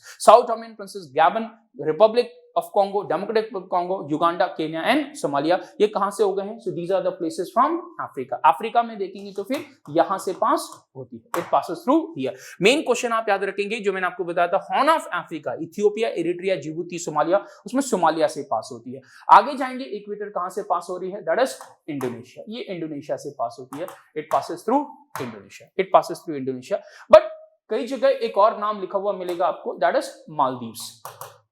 Maldives is the smallest country in Asia. Smallest country in Asia. Asia की सबसे छोटी country, smallest country in Asia, that is Maldives. Maldives के बीच से होकर गुजरती है, जमीन से नहीं गुजरती है, क्योंकि मालदीव्स आइलैंड्स हैं यहाँ पे, तो पानी से ही गुजरे वहां पे। बट वो क्योंकि उसके इस तरफ भी मालदीव है, साउथ में भी मालदीव है, नॉर्थ में भी मालदीव, इसका मतलब इक्वेटर के ऊपर भी मालदीव है, इक्वेटर के नीचे भी मालदीव है। अगर ऐसे देखेंगे तो फिर वो कंट्री क्या है? That is Maldives over there. तो अगर लिखा है तो मैंने आपको बता दिया कि मालदीव की किसी जमीन से नहीं गुजरता है, लेकिन मालदीव के आसपास से गुजरने का मतलब है मालदीव की वाटर से गुजर रहा है। नंबर एक और नाम लिखा था मालदीव, उसी तरीके से एक और नाम लिखा होता है किरीबाती। किरीबाती की जमीन से नहीं गुजरता है, पर अगेन उसी तरीके से किरीबाती भी है। तो किरीबाती और मालदीव्स अगर दो नाम ऐड करने हैं, पैसिफिक में देखेंगे तो किरीबाती, फिर इंडोनेशिया पीछे आएंगे, और पीछे आएंगे तो यहां पर फिर जो है इंडियन ओशियन में हुआ है मालदीव्स से। So that's point remember. कहां से इक्वेटर पास होती है? इक्वेटर पास होने के लिए हम देखेंगे तो ये नाम याद रखेंगे, that is Ecuador, Colombia, Brazil, ये तो हो गए हैं South America, Ecuador, Colombia, Brazil. फिर आगे जाएंगे तो Sao Tome and Principe, Saint Thomas and princess, Gabon, Saint Thomas and the Prince, Gabon, Republic of Congo, Democratic Republic of Congo, Uganda, Kenya as well as Somalia, Uganda, Kenya and Somalia. एक और question आता है यहाँ पे, एक नाम याद रखेंगे, lake Victoria. Lake Victoria, lake Victoria की जब बात करेंगे तो आप तीन कंट्रीज के नाम याद रखेंगे, Uganda, Kenya and Tanzania. Uganda, Kenya and Tanzania, क्योंकि Tanzania, Uganda, Kenya and Tanzania, क्योंकि ये जो इक्वेटर है ये लेक विक्टोरिया से भी पास होती है। लेक विक्टोरिया किससे बाउंड्री शेयर कर रही है? युगांडा से भी कर रही है, केन्या से भी कर रही है, तंजानिया से भी कर रही है, पर तंजानिया से इक्वेटर पास नहीं होते है। तो कुछ ऐसे पॉइंट है। लेक विक्टोरिया कहां पर? ये है। उसके आसपास हमने देखें दो और कंट्रीज हैं, रवांडा एंड बुरुंडी। तो रवांडा और बुरुंडी यहां से नहीं, जहां से इक्वेटर पास नहीं हो रही। तो ये इक्वेटर के नाम याद रखें, democratic Republic Congo, Uganda, Kenya and Somalia, ये सोमालियन पायरेट्स के लिए पॉपुलर। फिर आगे आएंगे तो मेन इंडोनेशिया। अगर दो और नाम देखने हैं तो फिर मालदीव्स, और साथ ही साथ क्या हो गया यहाँ पर? किरीबाती। ये रिमेंबर इक्वेटर कहां से पास हो रहा है। अब ट्रॉपिक ऑफ कैंसर कहां से पास हो रहा है? अगर ट्रॉपिक ऑफ कैंसर की बात करेंगे तो Tropic of Cancer, Tropic of Cancer में ज्यादा कंट्रीज हैं, इसलिए आमतौर पे सिर्फ नाम याद रखेंगे कहां से पास नहीं हो रही है, कौन सी कंट्री ट्रॉपिक ऑफ कैंसर के ऊपर है। या हमने देखा जैसा इंटरनेशनल सोलर अलायंस में हम ये देख रहे हैं कि ट्रॉपिक ऑफ कैंसर जो कंट्रीज में पार्टली या फुली जहां से ट्रॉपिक ऑफ कैंसर के दायरे में या ट्रॉपिक ऑफ कैप्रिकॉर्न के दायरे में आ रही हैं, तो उन कंट्रीज के लिए एक अलायंस है, that is called the international solar alliance. हालांकि दूसरी कंट्रीज भी इसको आप ज्वाइन कर सकते हैं, but they do not have a kind of a right to participate in the decision making process, that will be available only to those countries, but slightly changes are still taking place in that direction also. So क्या है Tropic of Cancer में? अगर कुछ countries याद रखने हैं तो आप क्या याद रखेंगे? ट्रॉपिक ऑफ कैंसर, फिर से अगर वेस्ट टू ईस्ट आएंगे तो एक तो नाम यहां लिखा रहता है हवाई। हालांकि फिर से याद रखना हवाई के पास से गुजरता है, तो देखा जाए तो हवाई की जमीन से नहीं गुजरता। हवाई आइलैंड ये 50वां स्टेट है यूएस का, यूएस का लेटेस्ट स्टेट। यूएस में टोटल कितने स्टेट्स हैं? 50, और 50वां स्टेट हवाई। हवाई is the only non mainland state of US. Mainland के बाहर जो एक यूएस का स्टेट है वो हवाई है। और दूसरा देखना, Barack Obama was born in Hawaii. US का प्रेसिडेंट बनने के लिए बाय बर्थ सिटीजनशिप होना जरूरी है, जो शायद पहले मैंने आपको बताया था। लेकिन फिर भी अगर एग्जामिनेशन में क्वेश्चन आए तो अगर चुनना है तो कुछ लोग हवाई भी लेते हैं। हालांकि हवाई की जमीन से ये गुजरता नहीं, लेकिन हवाई के पास से गुजरता है, तो हवाई की वाटर्स में हम मान सकते हैं वन। दूसरा इसके बाद में देखेंगे तो फिर मैक्सिको। मैक्सिको के आगे देखेंगे तो Bahamas, this is Bahamas. Bahamas eczema उसकी जो आइलैंड है वहां से गुजरता है, दैट इज मैक्सिको, बहामास। फिर ये मेन हो गए हमारे यहाँ पर नॉर्थ अमेरिका की बात कर रहे हैं, सेंट्रल अमेरिका की बात कर रहे हैं, या नॉर्थ अमेरिका, सेंट्रल अमेरिका और कैरिबियन की बात कर रहे हैं, तो वहां पर मैक्सिको, बहामास। फिर आगे आएंगे अफ्रीका। अफ्रीका में वेस्टर्न सहारा। वेस्टर्न सहारा, ये जो वेस्टर्न सहारा है, Western Sahara is also called as Sahrawi, Sahrawi Arab, Sahrawi Arab Democratic Republic, Sahrawi Arab Democratic Republic. Sahrawi Arab Democratic Republic. ये जो Western Sahara है, it is claimed by Morocco, claimed by Morocco. Morocco इसे claim करता है, Morocco कहता है ये हमारी जगह है, ये हमारा एरिया है। जैसे अभी हमने देखा था Kosovo is having a dispute with किसके साथ में, Serbia. So Western Sahara is having a dispute with, it is having a dispute with the Morocco. हालांकि अब अफ्रीकन यूनियन ने इसे जगह दे दी है, तो एक तरीके से अफ्रीका की कंट्रीज ने वेस्टर्न सहारा को कंट्री के तौर पे रिकॉग्नाइज कर लिया है। लेकिन यूनाइटेड नेशन ने अभी भी वेस्टर्न सहारा यूएन का मेंबर नहीं है, ये यूनाइटेड नेशन का मेंबर अभी भी नहीं है। क्या मोरक्को यूएन का मेंबर है? यस। वेस्टर्न सहारा नहीं। किसके साथ डिस्प्यूट है? मोरक्को के साथ डिस्प्यूट है। एक और क्वेश्चन, और यहां से फिर ये ट्रॉपिक ऑफ कैंसर गुजरती है। वेस्टर्न सहारा से आगे आएंगे तो फिर एक कंट्री है, उसका नाम है Mauritania, that is Mauritania. Mauritania से फिर आगे आएंगे, that is Mali, right. Mauritania, Mali, और फिर Mauritania, Mali, right. Algeria, this is Algeria. Niger, Algeria, Niger, Libya, Algeria, Niger, Libya, Egypt. ये कुछ इंपॉर्टेंट कंट्रीज हैं अफ्रीका से जहां से ये पास हो रहा है। So Western Sahara, Mauritania, Mali, Algeria, Niger, Libya, Egypt, ये इंपॉर्टेंट जहां से ये Tropic of Cancer is passing through. तो एक तो ये हो गया आपका, दिस इज इजिप्ट। इजिप्ट से आगे जाएंगे तो फिर सऊदी अरब। एशिया में आएंगे तो सऊदी अरब, सऊदी अरब, यूएई और Oman, Saudi Arab, UAE and Oman. अब आप याद रखेंगे जो इसके ऊपर वाला एरिया, इसका मतलब है यहां से ट्रॉपिक ऑफ कैप्रिकॉर्न पास नहीं हो रही। इसका मतलब है, प्लीज याद रखना, ईरान, ईरान ऊपर है, यहाँ पे ईरान यहाँ है, ईरान यहाँ, इराक यहाँ, तो प्लीज याद रखना इराक से नहीं, ईरान से नहीं, ये ऊपर है। यहां देखेंगे पाकिस्तान यहाँ है। आगे पहुंचेंगे तो ओमान के बाद में इंडिया, इंडिया से गुजरती है Tropic of Cancer, but Pakistan से नहीं। तो पाकिस्तान ट्रॉपिक ऑफ कैंसर के ऊपर है, तो ये नाम याद रखेंगे, Iran, Pakistan, Iraq, important, please remember this. India के आगे देखेंगे तो फिर बांग्लादेश, बांग्लादेश से गुजरती है, और बांग्लादेश फिर इंडिया से दोबारा गुजरती है नॉर्थ ईस्टर्न पार्ट में। फिर उसके बाद में देखेंगे कंट्री वाइज, तो फिर म्यांमार, म्यांमार, और म्यांमार के आगे फिर चाइना से गुजरती है, और चाइना के बाद में फिर ताइवान से गुजरती है। ताइवान भी यूनाइटेड नेशन का मेंबर नहीं है, नॉट एन यूएन मेंबर और not a member of United nation, not a member of United nation. ये भी यूएन का मेंबर नहीं है, क्योंकि ताइवान और China, they say there is only one China policy। China कहता है यही ताइवान किसका पार्ट है? चाइना का पार्ट है। ताइवान कहता है China is a part of Taiwan. So please remember, फिलहाल जब तक हम आगे नहीं देख रहे हैं, ये वो है जिसका नाम है आरओसी, रिपब्लिक ऑफ चाइना। ये है चाइना जिसका नाम है PRC, People's Republic of China. Taiwan again United Nation का मेंबर नहीं है, चाइना यूनाइटेड नेशन का मेंबर है। तो यहां पर याद रखिए कंट्रीज में अगर नाम आते हैं तो ताइवान है, चाइना है, म्यांमार है, बांग्लादेश है, इंडिया है, ओमान है, यूएई है, सऊदी अरब है, साथ ही साथ इजिप्ट है, लीबिया है, नाइजर है, अल्जीरिया है, माली है, मॉरिटानिया है, और वेस्टर्न सहारा। ये अफ्रीका की कंट्रीज हो गई। और पीछे जाएंगे तो फिर बहामास है, मैक्सिको है, और हवाई। हालांकि मैंने आपको बताया कि हवाई आइलैंड से, ऊपर से, जमीन से, जब हम बोलते हैं ना पासिंग थ्रू, मींस लैंड से नहीं गुजर रही है, हाँ पानी से गुजर रही है, वाटर जो कंट्रोल्ड है उनसे निकल रही है। सो 10 नंबर, इसलिए कई जगह हवाई आइलैंड भी लिखा रहता है। 10 number is Tropic of Cancer. ये हो गया ट्रॉपिक ऑफ कैंसर। उसमें क्या याद रखना है वो है, लेकिन ट्रॉपिक ऑफ कैंसर इंडिया से भी निकलती है। तो ट्रॉपिक ऑफ कैंसर का जो एक मेन क्वेश्चन आता है वो आता है इंडिया वाला। Tropic of Cancer passes through India. तो इंडिया में कहां से निकलती है? कुछ स्टेट से निकलती है। तो सबसे पहले याद रखेंगे कहां से? गुजरात से निकलती है,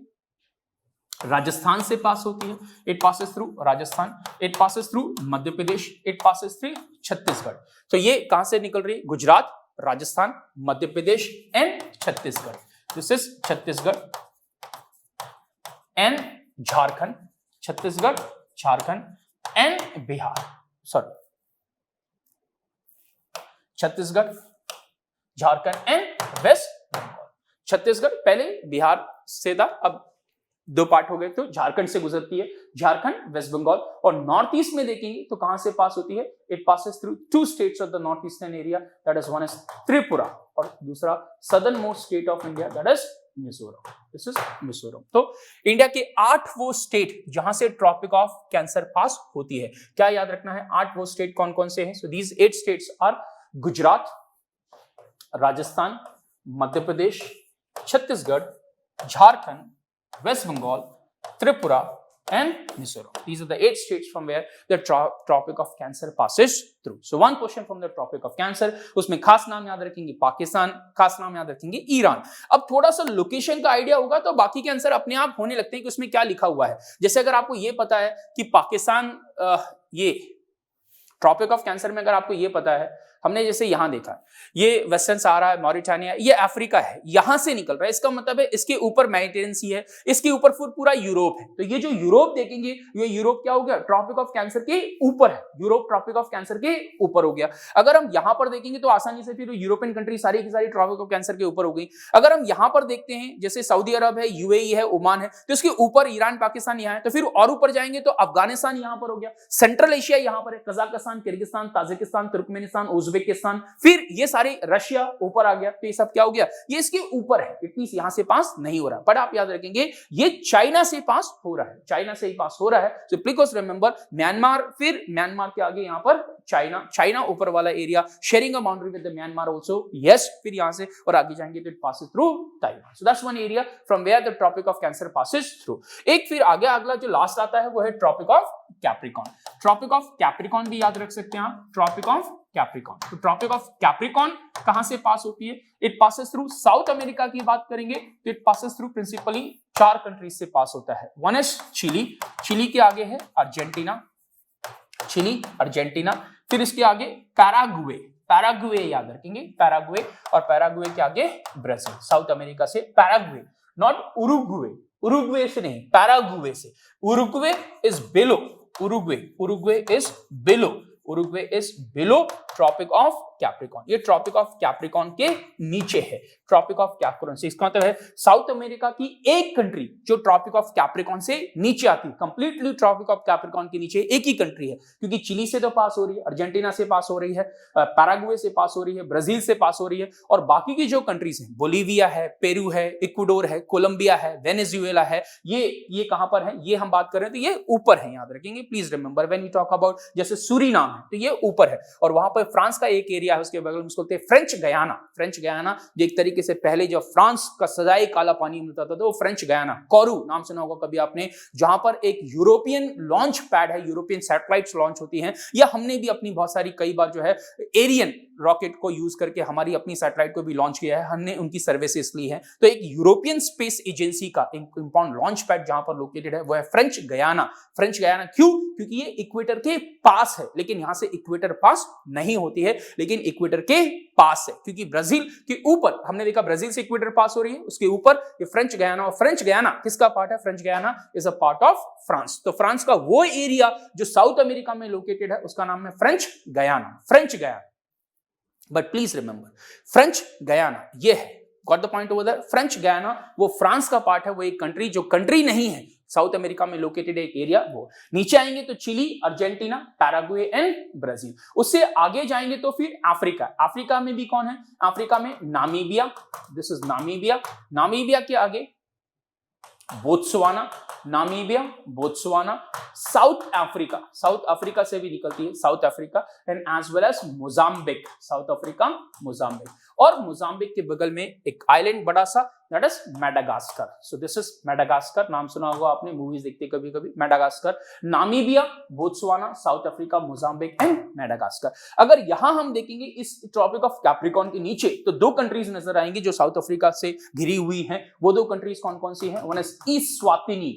इस्वातिनी, ये जो पुराने किंग थे उनके नाम पर इस्वातिनी, किंगडम ऑफ इस्वातिनी. ये इस्वातिनी, इस्वातिनी अर्लियर इसका जो पुराना नाम था दैट इज स्वाजीलैंड. स्वाजीलैंड नाम सुना होगा आपने, काफी जो एड्स की डिसीज की वजह से जो डेथ होती है, एड्स का प्रेवलेंस है वो काफी ज्यादा हाई यहाँ पर, दैट्स उसकी वजह से न्यूज में रहता है इस्वातिनी. और साथ ही साथ लेसोथो, लेसोथो कभी आपने मूवीज में नाम सुना होगा, आता रहता है. That's remember is Lesotho. There was one movie I exactly not able to recall, maybe the Sanjay Dutt movie was there. He was trying to go to this Lesotho. So the Lesotho is one country which is surrounded by South Africa, landlocked country again. So ये जो दोनों country है कहाँ है, ये below the Tropic of Capricorn है, Tropic of Capricorn के नीचे, below Tropic of Capricorn. ये भी Capricorn के नीचे है. तो अगर हम Capricorn के नीचे देखेंगे, Tropic of Capricorn के नीचे, तो वहां पर यूरुग्वे है यहाँ पर, दिस इज इस्वातिनी एंड लिसो, हाँ शायद उस मूवी का नाम था ऑल द बेस्ट, जहां तक मुझे याद आ रहा है।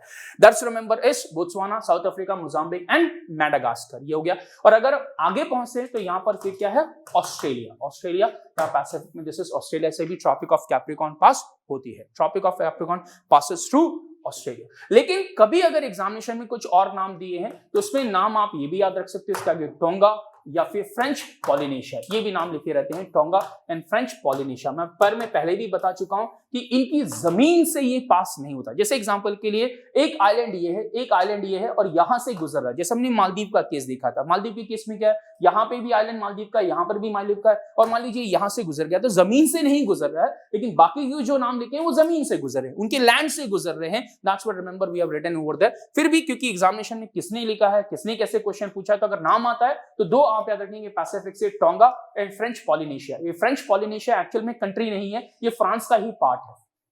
फ्रेंच पॉलिनेशिया ये किसका पार्ट है, it is a part of France. एक इंडिपेंडेंट कंट्री है वो है टोंगा। ऑस्ट्रेलिया आप जानते ही हैं। अगर ऑस्ट्रेलिया के हम देखें न्यूजीलैंड, न्यूजीलैंड ये ट्रॉपिक ऑफ कैंसर से नीचे आती है। New Zealand, New Zealand is above the Tropic of Cancer और below the Tropic of Cancer, below the Tropic of Cancer. New Zealand is below the Tropic of Cancer. लेकिन एक बात याद रखना कि न्यूजीलैंड के कंट्रोल में कुछ एरियाज हैं, जैसे कि कुक आइलैंड, कुक आइलैंड या फिर न्यू एंड कुक आइलैंड, ये जो है ये वैसे तो ऑटोनोमस है but under the sovereign control, under the sovereign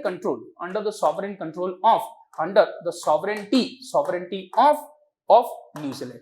कुछ इंटरनेशनल ऑर्गेनाइजेशंस में वो अपनी बदौलत ही वहां पर है, लेकिन यूनाइटेड नेशन में कुक आइलैंड और न्यू जो हैं वो किसकी सॉवरेनिटी में आते हैं, न्यूजीलैंड की सॉवरेनिटी में आते हैं। तो कभी अगर ऐसा आता है कि कुक आइलैंड और न्यू जो प्रैक्टिकली देखा जाए तो एक तरीके से इंडिपेंडेंट है, लेकिन सॉवरेनिटी के पर्पस के लिए अगर country wise internationally United nation में देखेंगे तो यूनाइटेड नेशन में ये कुक आइलैंड और न्यू को कौन रिप्रेजेंट करता है, न्यूजीलैंड। लेकिन यूनाइटेड नेशन से जुड़ी हुई कई स्पेशलाइज्ड एजेंसीज में ये अपने वन पर भी हैं, कुक आइलैंड एंड न्यू। तो अगर उस तरीके से देखा जाए तो कुक आइलैंड और न्यू किसका पार्ट है, न्यूजीलैंड का, सॉवरेनिटी कंसेप्ट के पॉइंट ऑफ व्यू से। और न्यूजीलैंड से तो ये नहीं, पर ये इसके ऊपर है ट्रॉपिक ऑफ कैप्रिकॉर्न के। तो पर याद रखना एक कंट्री जो ट्रॉपिक ऑफ कैप्रिकॉर्न से नीचे अगर ऐसे नाम आता है तो उसमें एक नाम और याद रख सकते हैं, न्यूजीलैंड। हालांकि इस कंसेप्ट से देखेंगे तो फिर नहीं, क्योंकि इसका कुछ एरिया ऐसा है जो ट्रॉपिक ऑफ कैप्रिकॉर्न के ऊपर हो गया, वो cook Island and new. I hope आपको बात समझ में आ गई है।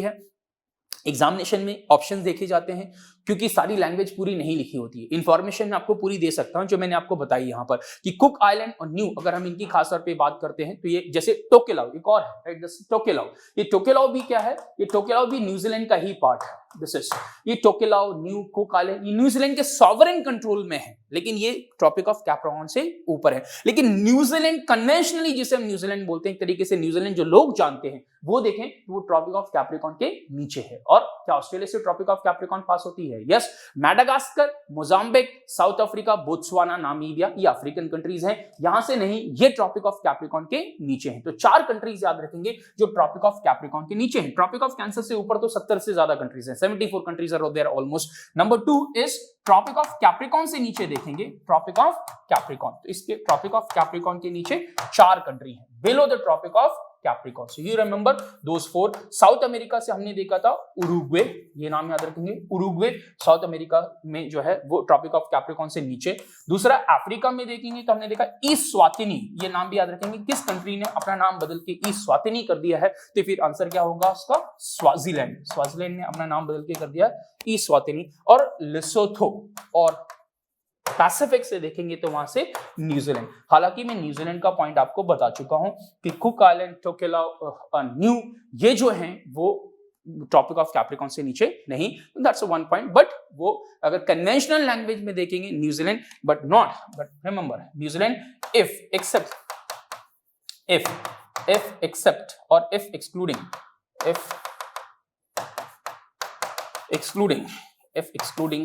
New, Cook Island and Tokelau, अगर इनको हटा देते हैं तो फिर उसके बाद में देखेंगे तो फिर ये ट्रॉपिक ऑफ कैप्रिकॉर्न के नीचे। लेकिन ये कन्वेंशनल हो गया न्यूजीलैंड,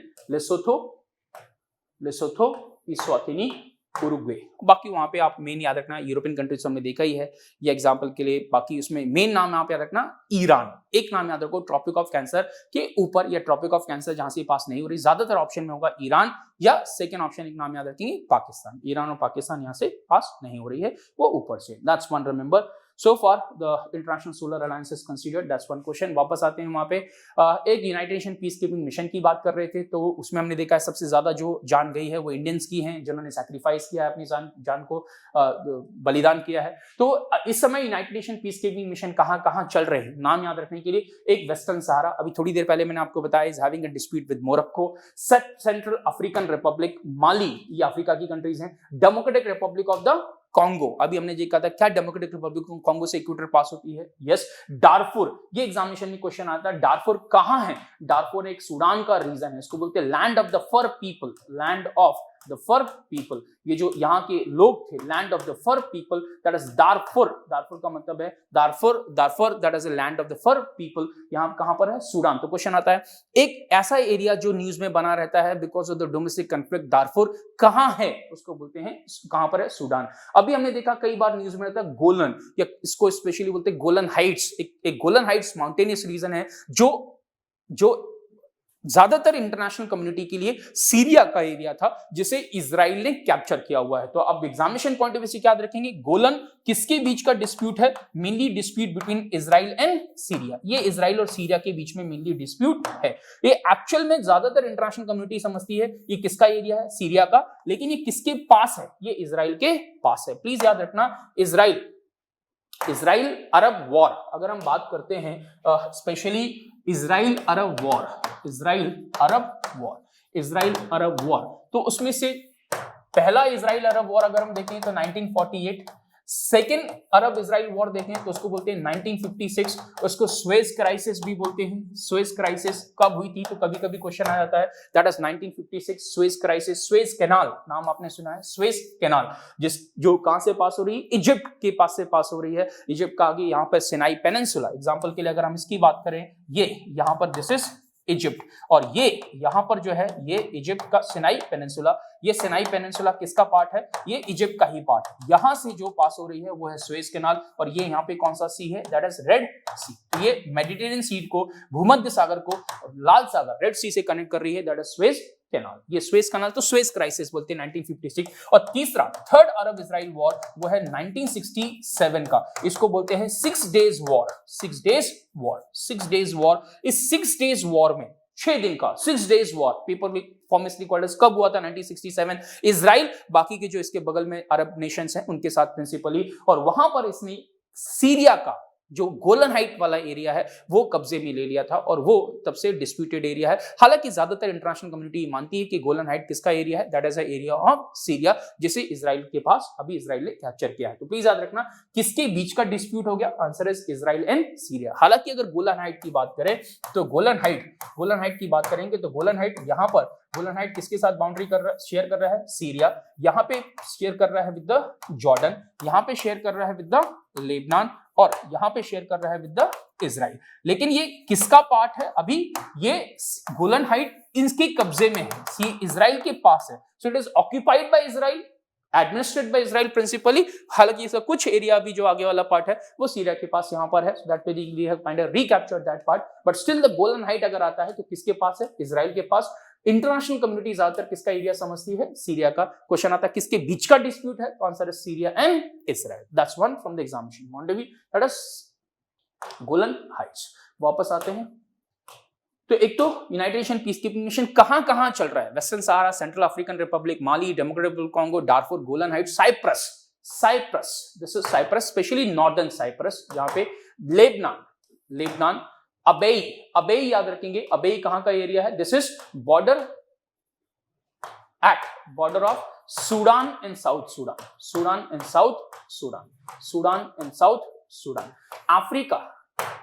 अफ्रीका की सबसे बड़ी एरिया वाइज अगर कंट्री देखें तो ये सूडान हुआ करती थी, लेकिन अब 2 पार्ट में डिवाइड हो गई है, सूडान एंड साउथ सूडान।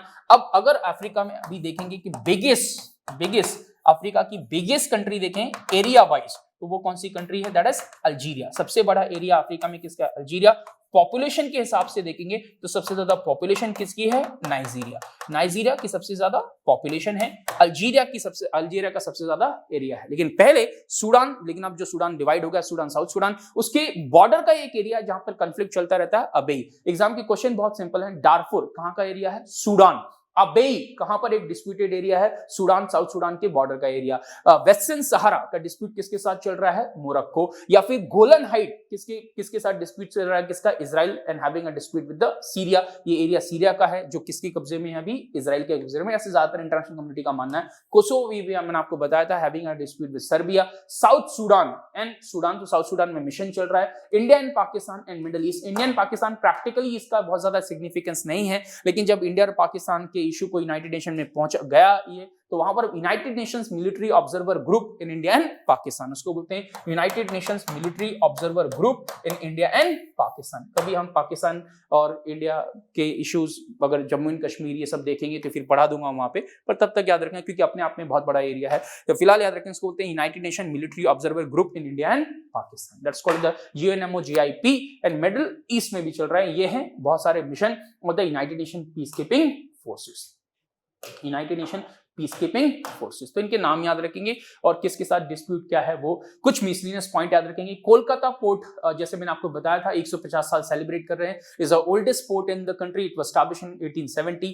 इसके अलावा West Bengal state assembly pass West Bengal prevention of lynching bill 2019। कभी कभी क्वेश्चन आता किसने रिसेंटली इस तरीके का बिल पास किया था, तो आंसर हो गया वेस्ट बंगाल। जय भीम मुख्यमंत्री प्रतिभा विकास योजना किस स्टेट या यूनियन टेरिटरी में लॉन्च की गई थी, ऐसा क्वेश्चन आ जाता है। किससे रिलेटेड है? तो जय भीम मुख्यमंत्री Pratibha Vikas Yojana, department for the welfare of SC ST OBC minority scheme of government of Delhi, NCT of Delhi, national capital territory of Delhi, with the main objective of providing the scheme, main objective of the scheme is to provide the quality coaching for economically disadvantage students. लेकिन अभी इसमें जो नया include किया है वो है economically weaker section and OBCs। बाकी ऑलरेडी यहाँ पर SCs STs ऑलरेडी ये जो सारे already include किए गए थे economically weaker section students over there from those areas, but also to include from the economically weaker section as well as the economically weaker section from general categories as well as from the OBCs. So that's one here from the Jai Bhim Mukhyamantri Pratibha Vikas Yojana examination का question. साथ ही साथ फिर first Muslim Women Rights Day was organized on 1st of August 2020. तो ये date याद रखना है यहाँ पे। First Muslim Women Rights Day was organized. एक तरीके से ये the freedom from triple talaq has been observed by the government as the national Muslim Women Rights Day. That was 1st of August 2020. It was organized at the National Commission for Minorities office in New Delhi. National Commission for Minorities is a statutory body.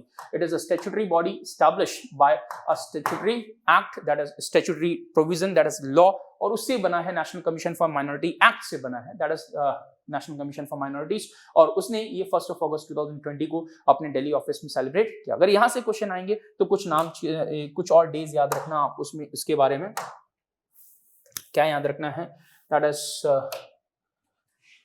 National, ये तो अभी हमने देखा, national मुस्लिम women's rights day कब हो गया ये?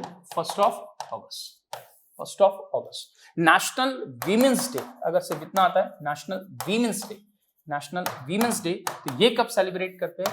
ये सेलिब्रेट करते हैं national women's day 13th of February। 13th of February ये ऑब्जर्व करते हैं 13th of February। 13th of February is the birth anniversary of famous Sarojini Naidu।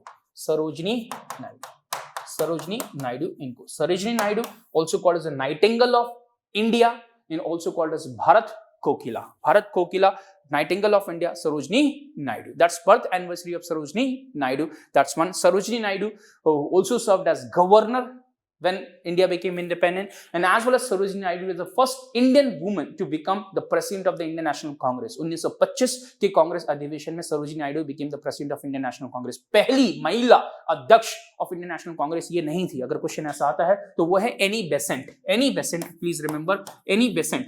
If I say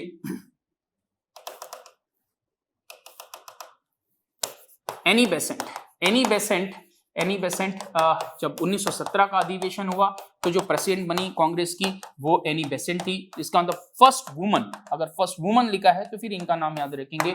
first Indian woman ऐसे नाम लिखा हुआ है तो उसमें सरोजिनी नायडू बनी थी 1925 के कांग्रेस अधिवेशन में। और इससे पहले का कांग्रेस अधिवेशन था 1924 का कांग्रेस अधिवेशन, 1924 Indian national Congress session 1924 that took place in Belgaum, that is Karnataka, also called as now Belgavi, that is Belgaum, Karnataka. This is the only session, that is the only Indian National Congress session that was presided over by Mahatma Gandhi ji. So Gandhi ji presided over here one session of the Indian National Congress. वो कौन सा था? That is Belgavi. ये question examination में बहुत ज्यादा आते हैं।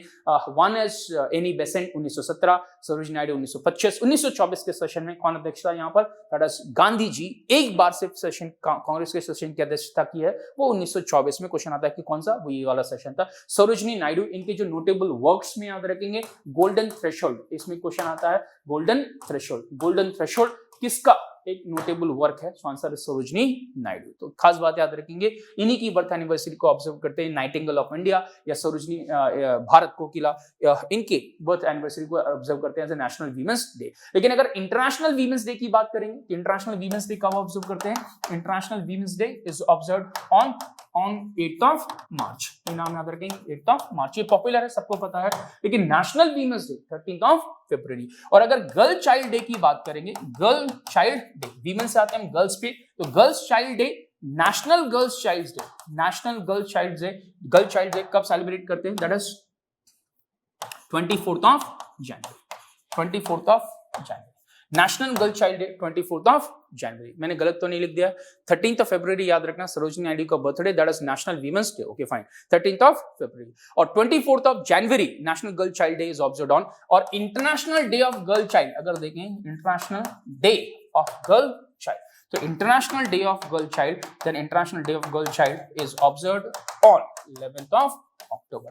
11th of October is International Girl Child Day. तो कुछ नाम आ जाते हैं एग्जामिनेशन में तो उनको याद रखेंगे। ये हमने कुछ पॉइंट्स देखे हैं, will come back to this. और साथ ही साथ हरिवंश नारायण सिंह, अभी हमने देखा न्यूज में थे, प्रोटेस्ट हुए कुछ because of the farmers bill which were there taken up in the Rajya Sabha. So some of the people they actually had protest and then some of the people were suspended after that. So ये news में चल रहा था, तो नाम याद रखेंगे। इस समय डेप्यूटी चेयरपर्सन कौन है? Harivansh Narayan Singh, deputy chairperson of Rajya Sabha, member of parliament representing Bihar. Deputy chairperson को इलेक्ट किया जाता है, तो deputy chairperson elected by, question आता है कौन? इलेक्टेड बाय कौन इलेक्ट करता है? मेंबर्स ऑफ राज्यसभा, इनको इलेक्ट करते हैं मेंबर्स ऑफ राज्यसभा इलेक्ट करते हैं किस मेजॉरिटी से? Bye simple majority. और सिंपल मेजॉरिटी का मतलब है more than half majority of the people present in voting. So that is by simple majority. और दूसरी बात है, पहले डेप्यूटी चेयरपर्सन ऑफ राज्यसभा। अगला question, first deputy chairperson of Rajya Sabha कौन थे? तो first deputy chairperson of Rajya Sabha थे, that is S V. Krishnamurthy Rao. S V. Krishnamurthy Rao was the first deputy chairperson of Rajya Sabha. Chairperson of Rajya Sabha कौन है? Vice president of India is an ex officio chairperson of Rajya Sabha, इस समय है वेंकैया नायडू। पहले चेयरपर्सन ऑफ राज्यसभा कौन थे? पहले डेप्यूटी चेयरपर्सन राज्यसभा तो S V. Krishnamurthy Rao, who was the first chairperson of Rajya Sabha, that is first vice president of India, and who was the first vice president of India, that was Dr. S. Radhakrishnan. Dr. S. Radhakrishnan was also the first chairperson of Rajya Sabha, because vice president of India is an ex officio chairperson of Rajya Sabha. So we have seen some of those points. I think the time has already elapsed, the time which were allocated for us. So please go through some of those areas, and these are some of the informations which we are covering over here. Along with this, you need to keep on working on many other areas too. Please keep on working hard. Hard work has no substitute. We cannot really take shortcuts when it comes to the examination preparation. We need to work hard from whatever effort we can put, and as well as whatever time we can put into the preparation. Have a little focused attitude. Please do remember that once you work hard enough for the examinations, then the sooner or later the results are going to be there, and you will be kind of happy with the kind of a result you will be seeing. Especially you'll be very happy with the performance you put forth in the examination, because that would be coming after the kind of effort you put into preparation. Please do take care of yourself. We all know that these are very difficult time, but I know you're very capable, you can handle this, and you will be able to keep your this effort streamlined and concentrated, focused in your preparation, relevant from the examination point of view. Thank you very much. We'll see in next class whenever it will be there. Okay, thank you.